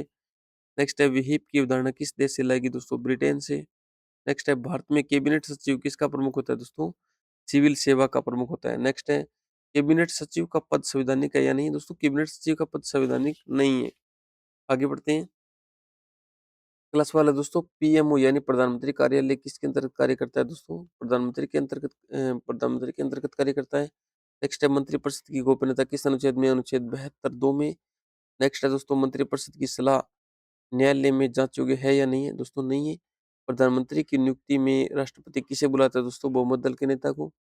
नेक्स्ट है अल्पमत सरकार में प्रधानमंत्री कैसे चुना जाता है? दोस्तों विश्वास मत से। नेक्स्ट है लोकसभा भंग होने पर मंत्रिपरिषद बनी रहती है या नहीं? दोस्तों लोकसभा के भंग होने पर मंत्रिपरिषद कार्यवाहक के तौर पर बनी रहती है। नेक्स्ट है कार्यवाहक प्रधानमंत्री की अवधारणा की कहाँ से? ये दोस्तों ये एक परंपरा है। नेक्स्ट है भारत में पहला गठबंधन सरकार कब बनी? 1977 में। नेक्स्ट है मंत्रिपरिषद का आकार सीमित करने वाला संशोधन कौन सा है? दोस्तों 91वां संविधान संशोधन में 15% वाला वो निर्णय था दोस्तों कि 15% सदन के 15% से अधिक मंत्री नहीं बन सकते। वो 91वां संविधान संशोधन था। नेक्स्ट है संसद की समिति प्रणाली किस देश से ली गई? दोस्तों ब्रिटेन से। नेक्स्ट है लोक लेखा समिति का अध्यक्ष कौन होता है? विपक्ष का नेता। नेक्स्ट है लोक लेखा समिति में कितने सदस्य होते हैं? दोस्तों टोटल 22 सदस्य होते हैं। नेक्स्ट है प्राक्कलन या एस्टीमेट समिति का अध्यक्ष कौन होता है? सत्तारूढ़ दल का नेता होता है। नेक्स्ट है लोक उपक्रम समिति में कितने सदस्य होते हैं? दोस्तों 22 सदस्य। नेक्स्ट है संसद की सबसे पुरानी समिति कौन सी है? दोस्तों लोक लेखा या एस्टीमेट सॉरी लोक लेखा समिति। नेक्स्ट है कैग की रिपोर्ट किसके समक्ष रखी जाती है? दोस्तों संसद के समक्ष। नेक्स्ट है संसद की समिति प्रणाली का उद्देश्य क्या है? दोस्तों विस्तृत जांच। नेक्स्ट है संसद के कामकाज की भाषा कौन तय करता है? दोस्तों संसद। संविधान सभा में उद्देश्य प्रस्ताव किसने रखा? दोस्तों जवाहरलाल नेहरू ने। उद्देश्य प्रस्ताव कब प्रस्तुत किया गया? दोस्तों 13 दिसंबर 1946 को। उद्देश्य प्रस्ताव किसमें रूपांतरित हुआ? दोस्तों प्रस्तावना के अंदर, यानी उद्देश्य प्रस्ताव वो बाद में प्रस्तावना बन गई। नेक्स्ट है संविधान सभा की ड्राफ्टिंग कमेटी में कितने सदस्य थे? दोस्तों 7। संविधान सभा की पहली महिला अध्यक्ष कौन थी? दोस्तों सरोजिनी नायडू। संविधान सभा में मुस्लिम लीग ने भाग लिया या नहीं लिया? दोस्तों आंशिक रूप से लिया, कुछ एक मुस्लिम लीग के सदस्यों ने भाग लिया था। नेक्स्ट है भारतीय संविधान में सेवाओं से संबंधित प्रावधान किस भाग में है? भाग 14 में। नेक्स्ट है संघ लोक सेवा आयोग के सदस्य हटाने की प्रक्रिया किसके समान है? कैग के समान। नेक्स्ट है यूपीएससी को रिपोर्ट किसके समक्ष प्रस्तुत करनी होती है? राष्ट्रपति के समक्ष।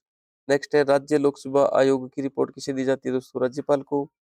नेक्स्ट है नेक्स्ट है अखिल भारतीय सेवाओं का नियंत्रण किसके पास होता है? दोस्तों केंद्र सरकार के पास।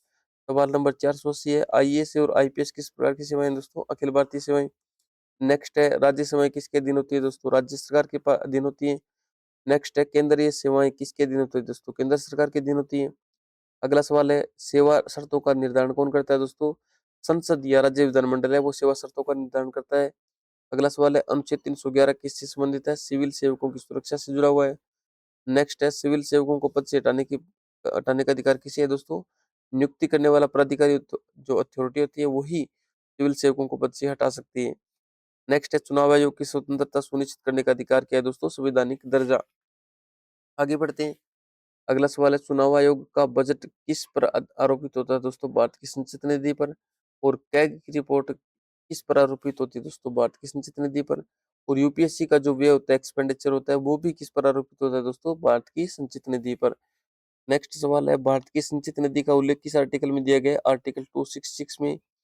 नेक्स्ट है भारत की आकस्मिक निधि किस आर्टिकल में है? अनुच्छेद 267 में। नेक्स्ट है सार्वजनिक लेखा किससे संबंधित है? दोस्तों सरकारी जमा से। नेक्स्ट है भारत का बजट कितने भागों में है? 2 भागों में दोस्तों, राजस्व और पूंजी के रूप में। नेक्स्ट है दोस्तों घाटा बजट का अर्थ क्या है? दोस्तों यानी एक्सपेंडिचर यानी खर्च ज्यादा हो जाए और इनकम कम हो तो ये घाटे का बजट होता है। राजस्व घाटा क्या दर्शाता है? दोस्तों उपभोग किया गया व्यय यानी उपभोगात्मक व्यय होता है उसे दर्शाता है। वित्तीय घाटा क्या दर्शाता है? दोस्तों कि सरकार की उधारी है वो लगातार बढ़ रही है तो वित्तीय घाटा बढ़ रहा है। आगे अगला सवाल है दोस्तों एफआरबीएम अधिनियम कब लागू हुआ? 2003 के अंदर। नेक्स्ट है दोस्तों संसद में लेखानुदान क्यों लिया जाता है? ताकि कब क्यों लिया जाता है? दोस्तों वित्तीय वर्ष की शुरुआत के अंदर लेखानुदान है ये लिया जाता है। अगला सवाल है दोस्तों आज की महा मैराथन वीडियो का सवाल नंबर 499। विनियोग विनियोग विधेयक किससे जुड़ा हुआ है? दोस्तों सरकारी व्यय से। नेक्स्ट है वित्त विधेयक किससे जुड़ा हुआ है? दोस्तों टैक्स का प्रस्ताव होता है, कर प्रस्ताव से जुड़ा हुआ है। नेक्स्ट है भारत में कर लगाने का अधिकार किसे है? दोस्तों संसद को। बिना संसद की अनुमति के कर लगाया जा सकता है या नहीं लगाया जा सकता दोस्तों? नहीं लगाया जा सकता। नेक्स्ट है राष्ट्रपति की वित्तीय शक्तियाँ किस अनुच्छेद में है? अनुच्छेद 266 से 267। नेक्स्ट है राज्य वित्त आयोग का गठन कौन करता है दोस्तों? राज्य वित्त आयोग का गठन राज्यपाल करते हैं। नेक्स्ट है राज्य वित्त आयोग का कार्यकाल कितना होता है दोस्तों? 5 वर्ष। नेक्स्ट है राज्य वित्त आयोग किससे संबंधित है? पंचायत और नगर पालिका से। नेक्स्ट है राष्ट्रीय विकास परिषद का अध्यक्ष कौन होता है? प्रधानमंत्री। नेक्स्ट है राष्ट्रीय विकास परिषद संवैधानिक है या नहीं? नहीं। नेक्स्ट है दोस्तों नीति आयोग की शासी परिषद का अध्यक्ष कौन होता है? प्रधानमंत्री। नेक्स्ट है नीति आयोग के सीईओ की नियुक्ति कौन करता है? प्रधानमंत्री। नेक्स्ट है दोस्तों नीति आयोग में राज्यों का प्रतिनिधित्व कैसे होता है दोस्तों? नीति आयोग के अंदर मुख्यमंत्री है वो राज्यों का प्रतिनिधित्व करते हैं। नेक्स्ट है योजना आयोग को किस मॉडल पर बनाया गया है दोस्तों? सोवियत मॉडल के आधार पर। नेक्स्ट है योजना आयोग का दर्जा क्या है दोस्तों? गैर संवैधानिक है। कई बार इस प्रकार के प्रश्न पूछे जा सकते हैं कि योजना आयोग क्या है? संवैधानिक, वैधानिक या निजी, या इस प्रकार के सवाल पूछे जा सकते हैं। नेक्स्ट है नीति आयोग का उद्देश्य क्या है दोस्तों? सहकारी संघवाद करना। सहकारी संघवाद का मतलब केंद्र और राज्य का सहकारी संघवाद का अर्थ है दोस्तों केंद्र राज्य सहयोग। नेक्स्ट है प्रतिस्पर्धी संघवाद का अर्थ क्या है? राज्यों में प्रतिस्पर्धा की भावना विकसित करना। नेक्स्ट है दोस्तों अंतर्राज्यीय जल विवाद किस अनुच्छेद में है? आर्टिकल 262 में, यानी अनुच्छेद 262 में। नेक्स्ट है जल विवाद अधिनियम कब बना दोस्तों? 1956 में। नेक्स्ट है अंतर्राज्यीय नदी जल विवाद का निर्णय कौन करता है दोस्तों? एक पैनल बनाया जाता है, ट्रिब्यूनल बनाया जाता है, अधिकरण बनाया जाता है, वो इसका निपटारा करता है। नेक्स्ट है भाषा आयोग का गठन किस अनुच्छेद में है? अनुच्छेद 344 में। नेक्स्ट है प्रथम भाषा आयोग के अध्यक्ष कौन थे दोस्तों? पीजी खैर।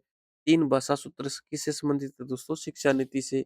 नेक्स्ट है संविधान में राष्ट्रीय ध्वज का उल्लेख है या नहीं है दोस्तों? नहीं है। नेक्स्ट है राष्ट्रीय ध्वज को वैधानिक दर्जा कब दिया गया? ध्वज संहिता किससे मिला दोस्तों? ध्वज संहिता के द्वारा मिला। नेक्स्ट है भारत का राष्ट्रीय प्रतीक किससे लिया गया है दोस्तों? सारनाथ स्तंभ से, अशोक के सारनाथ स्तंभ से लिया गया है। नेक्स्ट है भारत का राष्ट्रीय आदर्श वाक्य क्या है दोस्तों? सत्यमेव जयते। नेक्स्ट है भारत का राष्ट्रीय गान किसने लिखा दोस्तों? रविंद्रनाथ टैगोर। राष्ट्रीय गीत किसने लिखा दोस्तों? बंकिम चंद्र चट्टोपाध्याय। नेक्स्ट है भारत में राष्ट्रीय गान का उल्लेख है या नहीं संविधान में? दोस्तों संविधान में राष्ट्रीय गान का उल्लेख नहीं है। नेक्स्ट है भारत का पहला आम चुनाव कब हुआ दोस्तों? 1951 में। नेक्स्ट है पहला आम चुनाव किसके कार्यकाल में हुआ दोस्तों? राजेंद्र प्रसाद के कार्यकाल में। नेक्स्ट है भारत में ईवीएम का पहली बार प्रयोग कब कब हुआ? 1982 में केरल के अंदर। नेक्स्ट है नोटा विकल्प किस शोधन या निर्णय से आया दोस्तों? सुप्रीम कोर्ट के निर्णय के द्वारा 2013 में। नेक्स्ट है चुनाव सुधार किससे जुड़ा हुआ है दोस्तों? लोकतंत्र से जुड़ा हुआ है। नेक्स्ट है लोकतंत्र का अर्थ क्या है दोस्तों? जनता का शासन। ये लोकतंत्र का अर्थ है लोगों का तंत्र, लोगों के द्वारा बनाया गया एक तंत्र, यानी जनता का शासन। नेक्स्ट है भारतीय लोकतंत्र किस प्रकार का है दोस्तों? प्रतिनिधि लोकतंत्र। नेक्स्ट है प्रत्यक्ष लोकतंत्र का उदाहरण कौन सा है? जनमत संग्रह करना प्रत्यक्ष लोकतंत्र का उदाहरण है। प्रतिनिधि का मतलब है दोस्तों कुछ लोग मिलकर के अपना एक प्रतिनिधि अपॉइंट कर देते हैं, जैसे कि भारत के अंदर होता है। नेक्स्ट है भारत में जनमत संग्रह होता है या नहीं होता दोस्तों? भारत में जनमत संग्रह नहीं होता है। नेक्स्ट है धर्मनिरपेक्ष राज्य का अर्थ क्या है दोस्तों? राज्य तटस्थ है, किसी भी धर्म का पक्ष नहीं लेता है। नेक्स्ट है समाजवादी राज्य का अर्थ क्या है दोस्तों? आर्थिक समानता। नेक्स्ट है गणराज्य का अर्थ क्या है? निर्वाचित प्रमुख, यानी जहाँ जिस देश का जिस देश का प्रमुख होता है, हेड होता है, वो निर्वाचित होता है, तो उसे हम गणराज्य कहेंगे। नेक्स्ट है संप्रभुता का अर्थ क्या है दोस्तों? सर्वोच्च सत्ता, यानी अपने जो बाउंड्री होती है उसके अंदर निर्णय लेने की जो शक्ति होती है, वो सरकार अपने देश के अंदर निर्णय लेने के लिए स्वतंत्र होती है, वो सरकार संप्रभु मानी जाती है। नेक्स्ट है संविधान की प्रस्तावना किस प्रकार की शक्ति देती है दोस्तों? ये नैतिक शक्ति देती है। नेक्स्ट है संविधान प्रस्तावना को न्यायालय में लागू किया जा सकता है या नहीं? नहीं ले मतलब नहीं, कोर्ट के अंदर है। इसको दोस्तों हम लागू करने का मतलब है दोस्तों कोर्ट के अंदर इसको चैलेंज किया जा सकता है, नहीं तो उसे चैलेंज नहीं किया जा सकता। नेक्स्ट है संविधान की प्रस्तावना में हम शब्द किसको दर्शाता है दोस्तों? जनता को। नेक्स्ट है संविधान सभा जनता का प्रतिनिधित्व कैसे करती है? अप्रत्यक्ष रूप से करती है। नेक्स्ट है भारत का संविधान किस दिन अपनाया गया दोस्तों? 26 नवंबर 1949 को। संविधान दिवस कब मनाया जाता है? 26 नवंबर को। संविधान लागू होने की तिथि क्यों बदलेगी दोस्तों? क्योंकि 26 जनवरी को स्वराज दिवस मनाया था हमने, 26 जनवरी 1930 को, और उस दिन को यादगार बनाने के लिए हमने 26 जनवरी को संविधान लागू करना उचित समझा। नेक्स्ट है भारत का पहला विधि मंत्री कौन था दोस्तों? डॉक्टर बी आर अम्बेडकर साहब। संविधान सभा में सबसे युवा सदस्य कौन थे? डॉक्टर राजेंद्र प्रसाद साहब। नेक्स्ट है संविधान सभा में सबसे वृद्ध सदस्य कौन थे? डॉक्टर सच्चिदानंद सिन्हा साहब। नेक्स्ट है संविधान सभा का अस्थायी अध्यक्ष किसे बनाया गया था? पहली बैठक में 9 दिसंबर 1948 को डॉक्टर सच्चिदानंद सिन्हा सिन्हा साहब को।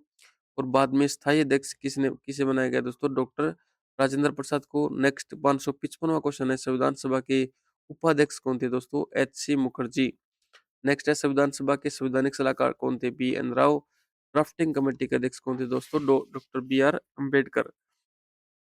अगला सवाल है ड्राफ्टिंग कमेटी का गठन कब हुआ दोस्तों? 29 अगस्त 1947 को। नेक्स्ट है संविधान का अंतिम प्रारूप किसने तैयार किया? ड्राफ्टिंग कमेटी ने। नेक्स्ट है संविधान के मूल हस्तलेख किसने लिखे दोस्तों? प्रेम बिहारी नारायण रायजादा ने। नेक्स्ट है संविधान की सजावट किसने की? नंदलाल बोस ने। नेक्स्ट है संविधान की मूल प्रति कहाँ सुरक्षित है दोस्तों? संसद पुस्तकालय के अंदर। नेक्स्ट है संविधान में अनुसूचियों की भूमिका क्या थी? ये अनुसूचियां दोस्तों एक विस्तृत विवरण दिया गया है, उसे हम अनुसूचियां कहते हैं। नेक्स्ट है अनुसूचियां संविधान का भाग है या नहीं है दोस्तों? बिल्कुल है। नेक्स्ट है संविधान में अनुच्छेद अधिक महत्वपूर्ण है या अनुसूचियां दोस्तों? इस प्रकार का कोई भी नहीं है कि इसमें कौन बड़ा है, दोनों को इक्वल वैल्यू दी गई है। नेक्स्ट है भारत का संविधान किस श्रेणी का है दोस्तों? लिखित है और दुनिया का सबसे विस्तृत है। नेक्स्ट है भारत के संविधान की भाषा शैली कैसी है दोस्तों? कानूनी है। नेक्स्ट है संविधान का उद्देश्य क्या है? न्यायपूर्ण शासन है। संविधान की सर्वोच्चता का अर्थ है दोस्तों कि संविधान है वो सर्वोपरि है, यानी संविधान सबसे ऊपर है। नेक्स्ट है भारत में न्यायिक समीक्षा का अंतिम अधिकार किसके पास है? सर्वोच्च न्यायालय के पास। न्यायिक सक्रियता का उद्देश्य क्या है? न्याय तक पहुंच को बढ़ावा देना। नेक्स्ट है न्यायिक संयम का अर्थ है दोस्तों न्यायालय का सीमित हस्तक्षेप। पीआईएल किसके लिए दायर की जाती है दोस्तों? सार्वजनिक हित के लिए। कोई भी व्यक्ति पीआईएल यानी जनहित याचिका को दायर कर सकता है। नेक्स्ट है जनहित याचिका किस अनुच्छेद से जुड़ी हुई है दोस्तों? अनुच्छेद 32 या अनुच्छेद 226। अगर मैं सर्वोच्च न्यायालय की बात करूँ तो 32 और राज्य में उच्च न्यायालय की बात करूँ तो 226। नेक्स्ट है अनुच्छेद 226 किससे संबंधित है? उच्च न्यायालय की रिट शक्ति से। उच्च न्यायालय कितने प्रकार की रिट जारी कर सकता है दोस्तों? 5। बंदी प्रत्यक्षीकरण का अर्थ किससे संबंधित है दोस्तों? व्यक्तिगत स्वतंत्रता से। परमादेश किससे जारी किया जाता है? सरकारी अधिकारी को। प्रतिषेध रिट का उद्देश्य क्या है दोस्तों? न्यायिक अतिक्रमण को रोकना। उत्प्रेषण रिट का उद्देश्य क्या है दोस्तों? न्यायिक आदेश का निरस्त करना। और अधिकार परीक्षा रिट किससे संबंधित है दोस्तों? पद की वैधता से, यानी हम आप किस अधिकार से इस पद के ऊपर बैठे हुए हैं, इस प्रकार की रिट है वो है अधिकार परीक्षा परीक्षा कहलाती है दोस्तों, परीक्षा। नेक्स्ट है सर्वोच्च न्यायालय की रिट शक्ति किस अनुच्छेद में है दोस्तों? आर्टिकल 32 में। अनुच्छेद 32 निलंबित हो सकता है नहीं दोस्तों, आपातकाल में ये निलंबित हो सकता है। नेक्स्ट है उच्च न्यायालय की रिट शक्ति निलंबित हो सकती है या नहीं दोस्तों? नहीं हो सकती उच्च न्यायालय की। ये ज्यादा पावरफुल बनाता है उच्च न्यायालय को उच्चतम न्यायालय की तुलना में। उच्च न्यायालय की रिट शक्ति है वो कभी भी निलंबित नहीं हो सकती। नेक्स्ट है सर्वोच्च न्यायालय का मूल अधिकार क्षेत्र किससे जुड़ा हुआ है दोस्तों? केंद्र राज्य विवाद से जुड़ा हुआ है। अगर केंद्र और राज्य में विवाद होगा तो उसका निर्णय सीधा सर्वोच्च न्यायालय के अंदर होगा। नेक्स्ट है सुप्रीम कोर्ट का अपीलीय क्षेत्राधिकार किससे जुड़ा हुआ है दोस्तों? न्यायिक अपील से। नेक्स्ट है सुप्रीम कोर्ट का परामर्श अधिकार किस क्षेत्र से जुड़ा हुआ है? अनुच्छेद आर्टिकल 143। नेक्स्ट है सुप्रीम कोर्ट का रिकॉर्ड्स न्यायालय का अर्थ क्या है दोस्तों? क्योंकि उसके सभी निर्णय स्थायी होते हैं और वो दूसरे जो लोअर कोर्ट है दोस्तों उनके लिए एक नजीर की तरह, एक गवाह की तरह, एक उदाहरण की तरह दोस्तों पेश आते हैं सुप्रीम कोर्ट के निर्णय। नेक्स्ट है अवमानना की शक्ति किसके पास है? सुप्रीम कोर्ट और हाई कोर्ट के पास। नेक्स्ट है भारत में न्यायाधीशों की नियुक्ति की वर्तमान प्रणाली क्या है दोस्तों? कोलेजियम सिस्टम है। नेक्स्ट है कोलेजियम सिस्टम न्यायपालिका की देन है या संसद की? दोस्तों ये न्यायपालिका का अपना बनाया हुआ सिस्टम है। नेक्स्ट है कोलेजियम में कितने सदस्य होते हैं दोस्तों? 5 सदस्य होते हैं। एनजेएसी किस संशोधन से लाया गया? 99वें संविधान संशोधन के द्वारा। ये दोस्तों एक एक प्रकार का अधिकरण था, एक प्रकार की काउंसिल बनाई गई थी जो नेशनल जुडिशियल एडवाइजरी काउंसिल इस नाम से कुछ इस प्रकार से थी, जिसके अंदर न्यायाधीशों की नियुक्ति से जुड़ा हुआ प्रावधान था कि ये नियुक्ति कौन करेगा, लेकिन एनजेएसी को सुप्रीम कोर्ट ने रद्द कर दिया। नेक्स्ट 595 नंबर क्वेश्चन है न्यायाधीशों को हटाने की प्रक्रिया क्या कहलाती है दोस्तों? महाभियोग कहलाती है। अब तक कितने सुप्रीम कोर्ट के जज हटाए गए हैं दोस्तों? कोई भी सुप्रीम कोर्ट का जज है वो अ, अभी तक नहीं हटाया गया है। नेक्स्ट है न्यायाधीशों का वेतन किस पर अध्यारोपित होता है होता है दोस्तों? किस पर आरोपित होता है? संचित नीति पर। नेक्स्ट है सेवानिवृत्ति के बाद सुप्रीम कोर्ट के जज वकालत कर सकते हैं या नहीं? बिल्कुल नहीं कर सकते दोस्तों, नहीं कर सकते। नेक्स्ट है सेवानिवृत्ति के बाद हाई कोर्ट के जज वकालत कर सकते हैं? नहीं, नहीं कर सकते दोस्तों। नेक्स्ट है सुप्रीम कोर्ट में नहीं कर सकते। आगे बढ़ते हैं, अगला सवाल है 600 नंबर सवाल। भारत में न्यायपालिका किस प्रकार की है दोस्तों? एकीकृत है। सॉरी। नेक्स्ट है न्यायपालिका की स्वतंत्रता का अर्थ क्या है दोस्तों? संविधान है। स्वतंत्रता का आधार क्या है? संविधान। नेक्स्ट है जिला न्यायाधीशों की नियुक्ति किस अनुच्छेद में? अनुच्छेद 233 में। अधीनस्थ न्यायालयों पर नियंत्रण किसका है दोस्तों? उच्चतम न्यायालय का। लोक अदालत किससे संबंधित है? वैकल्पिक विवाद निपटान से। यानी लोक अदालत है दोस्तों, वो एक प्रकार का एक विकल्प है, अदालत का एक विकल्प है। नेक्स्ट है लोक अदालतों का वैधानिक अधिकार क्या है? विधिक सेवा प्राधिकरण अधिनियम 1987। नेक्स्ट है भारतीय विधिक सेवा प्राधिकरण का प्रमुख कौन होता है दोस्तों? Chief justice of India. Next है ग्राम न्यायालयों का उद्देश्य क्या है? त्वरित न्याय प्रदान करना। परिवार न्यायालय का संबंध किससे है दोस्तों? वो पारिवारिक विवाद से है। नेक्स्ट है फास्ट ट्रैक कोर्ट का उद्देश्य क्या है? मामलों का शीघ्र निपटान। नेक्स्ट है संविधान में संशोधन की सीमा किस सिद्धांत से तय होती है? मूल संरचना के सिद्धांत से। नेक्स्ट है मूल संरचना में क्या शामिल नहीं किया जा सकता दोस्तों? संघीय ढांचे का अंत नहीं किया जा सकता। नेक्स्ट है मूल संरचना सिद्धांत किस वर्ष आया? 1973 में। केशवानंद भारती विवाद किसमें आया? नेक्स्ट है इस केस में मूल संरचना सीमित की गई दोस्तों? इंदिरा गांधी केस में। नेक्स्ट है मौलिक अधिकार और डीपीएसपी में टकराव का समाधान किस केस में हुआ दोस्तों? मिनर्वा मिल्स वाद के अंदर हुआ। आगे बढ़ते हैं, अगला सवाल आज की महा मैराथन क्लास का सवाल नंबर 615 है दोस्तों। अनुच्छेद 368 किससे जुड़ा हुआ है? संविधान संशोधन से। संविधान संशोधन किस भाग संसद संविधान के किस भाग को नहीं बदल सकती? उसके मूल ढांचे को नहीं बदल सकती, मूल संरचना को नहीं बदल सकती। नेक्स्ट है संविधान का लचीलापन का प्रमाण क्या है दोस्तों? अधिक संशोधन। नेक्स्ट है संविधान की कठोरता का प्रमाण क्या है? विशेष बहुमत। नेक्स्ट है भारतीय संविधान का स्वरूप कैसा है दोस्तों? कठोर और लचीला। नेक्स्ट है संघीय व्यवस्था की विशेषता क्या है दोस्तों? शक्तियों का विभाजन।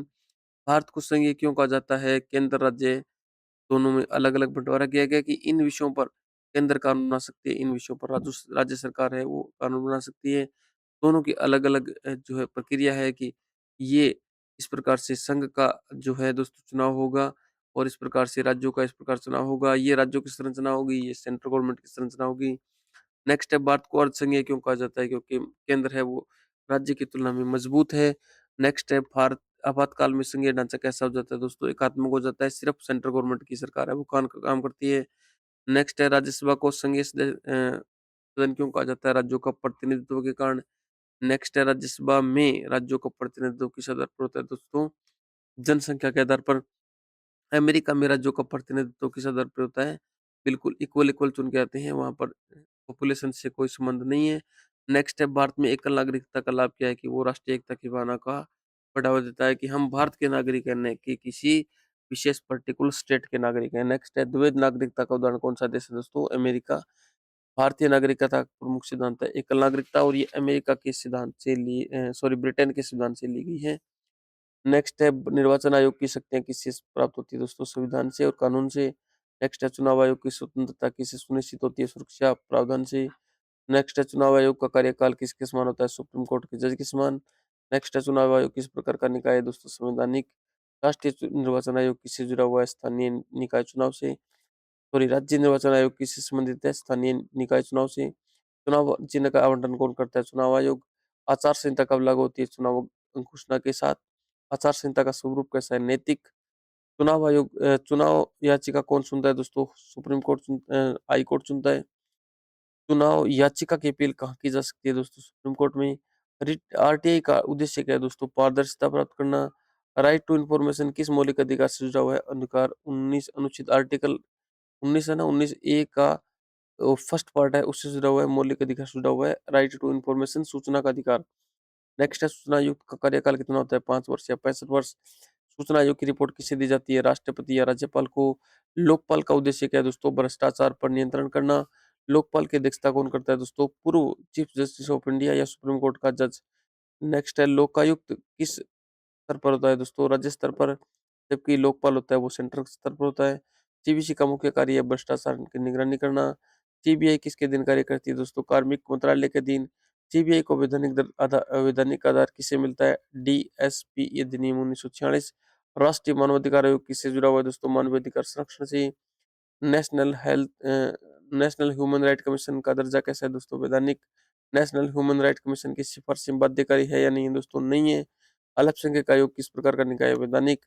सुप्रीम कोर्ट या सॉरी शेड्यूल कास्ट या शेड्यूल ट्राइब कास्ट आयोग का दर्जा कैसा है दोस्तों? संवैधानिक। महिला आयोग किससे संबंधित है? महिला अधिकारों से। बाल अधिकार आयोग किससे संबंधित है? बाल संरक्षण से।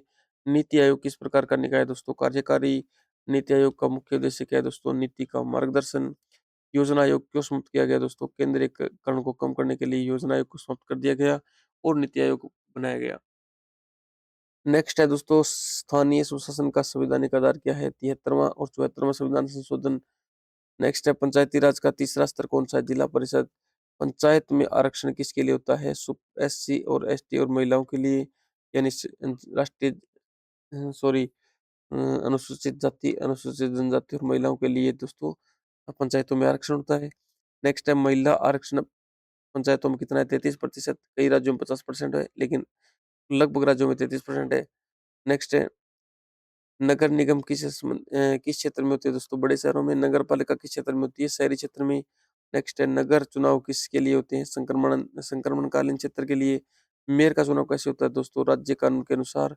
नगर आयुक्त किसका प्रतिनिधित्व होता है दोस्तों? राज्य सरकार का। स्थानीय सुशासन का मुख्य उद्देश्य क्या है? जन भागीदारी। नेक्स्ट है दोस्तों, पंचायती राज व्यवस्था को संवैधानिक दर्जा कैसे मिला दोस्तों? 73वें संविधान संशोधन के द्वारा। नगर पालिकाओं का संवैधानिक दर्जा कैसे मिला दोस्तों? 74वें संविधान संशोधन के द्वारा। ग्राम सभा किस स्तर की संस्था है दोस्तों? ग्राम स्तर की। ग्राम सभा के सदस्य कौन होते हैं दोस्तों? गांव के सभी मतदाता। सभा की अध्यक्षता कौन करता है दोस्तों? सरपंच। और पंचायत चुनाव किस अनुच्छेद में दोस्तों? अनुच्छेद 243 के। दोस्तों अब बोले जाने की शक्ति है वो लगभग समाप्त हो चुकी है।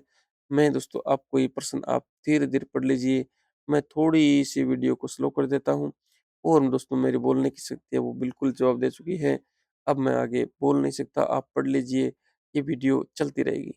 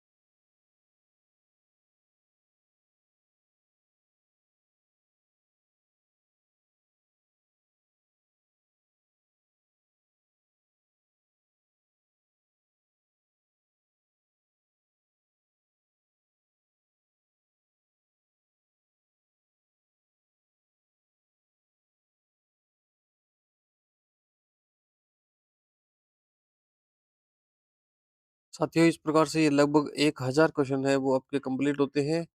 लगभग 1000 क्वेश्चन है ये दोस्तों आपके रिवीजन के लिए मोस्ट इम्पोर्टेंट है, और इनमें से दोस्तों अगर आपने देखा होगा तो बहुत सारे क्वेश्चन है दोस्तों ये बार-बार आए हैं।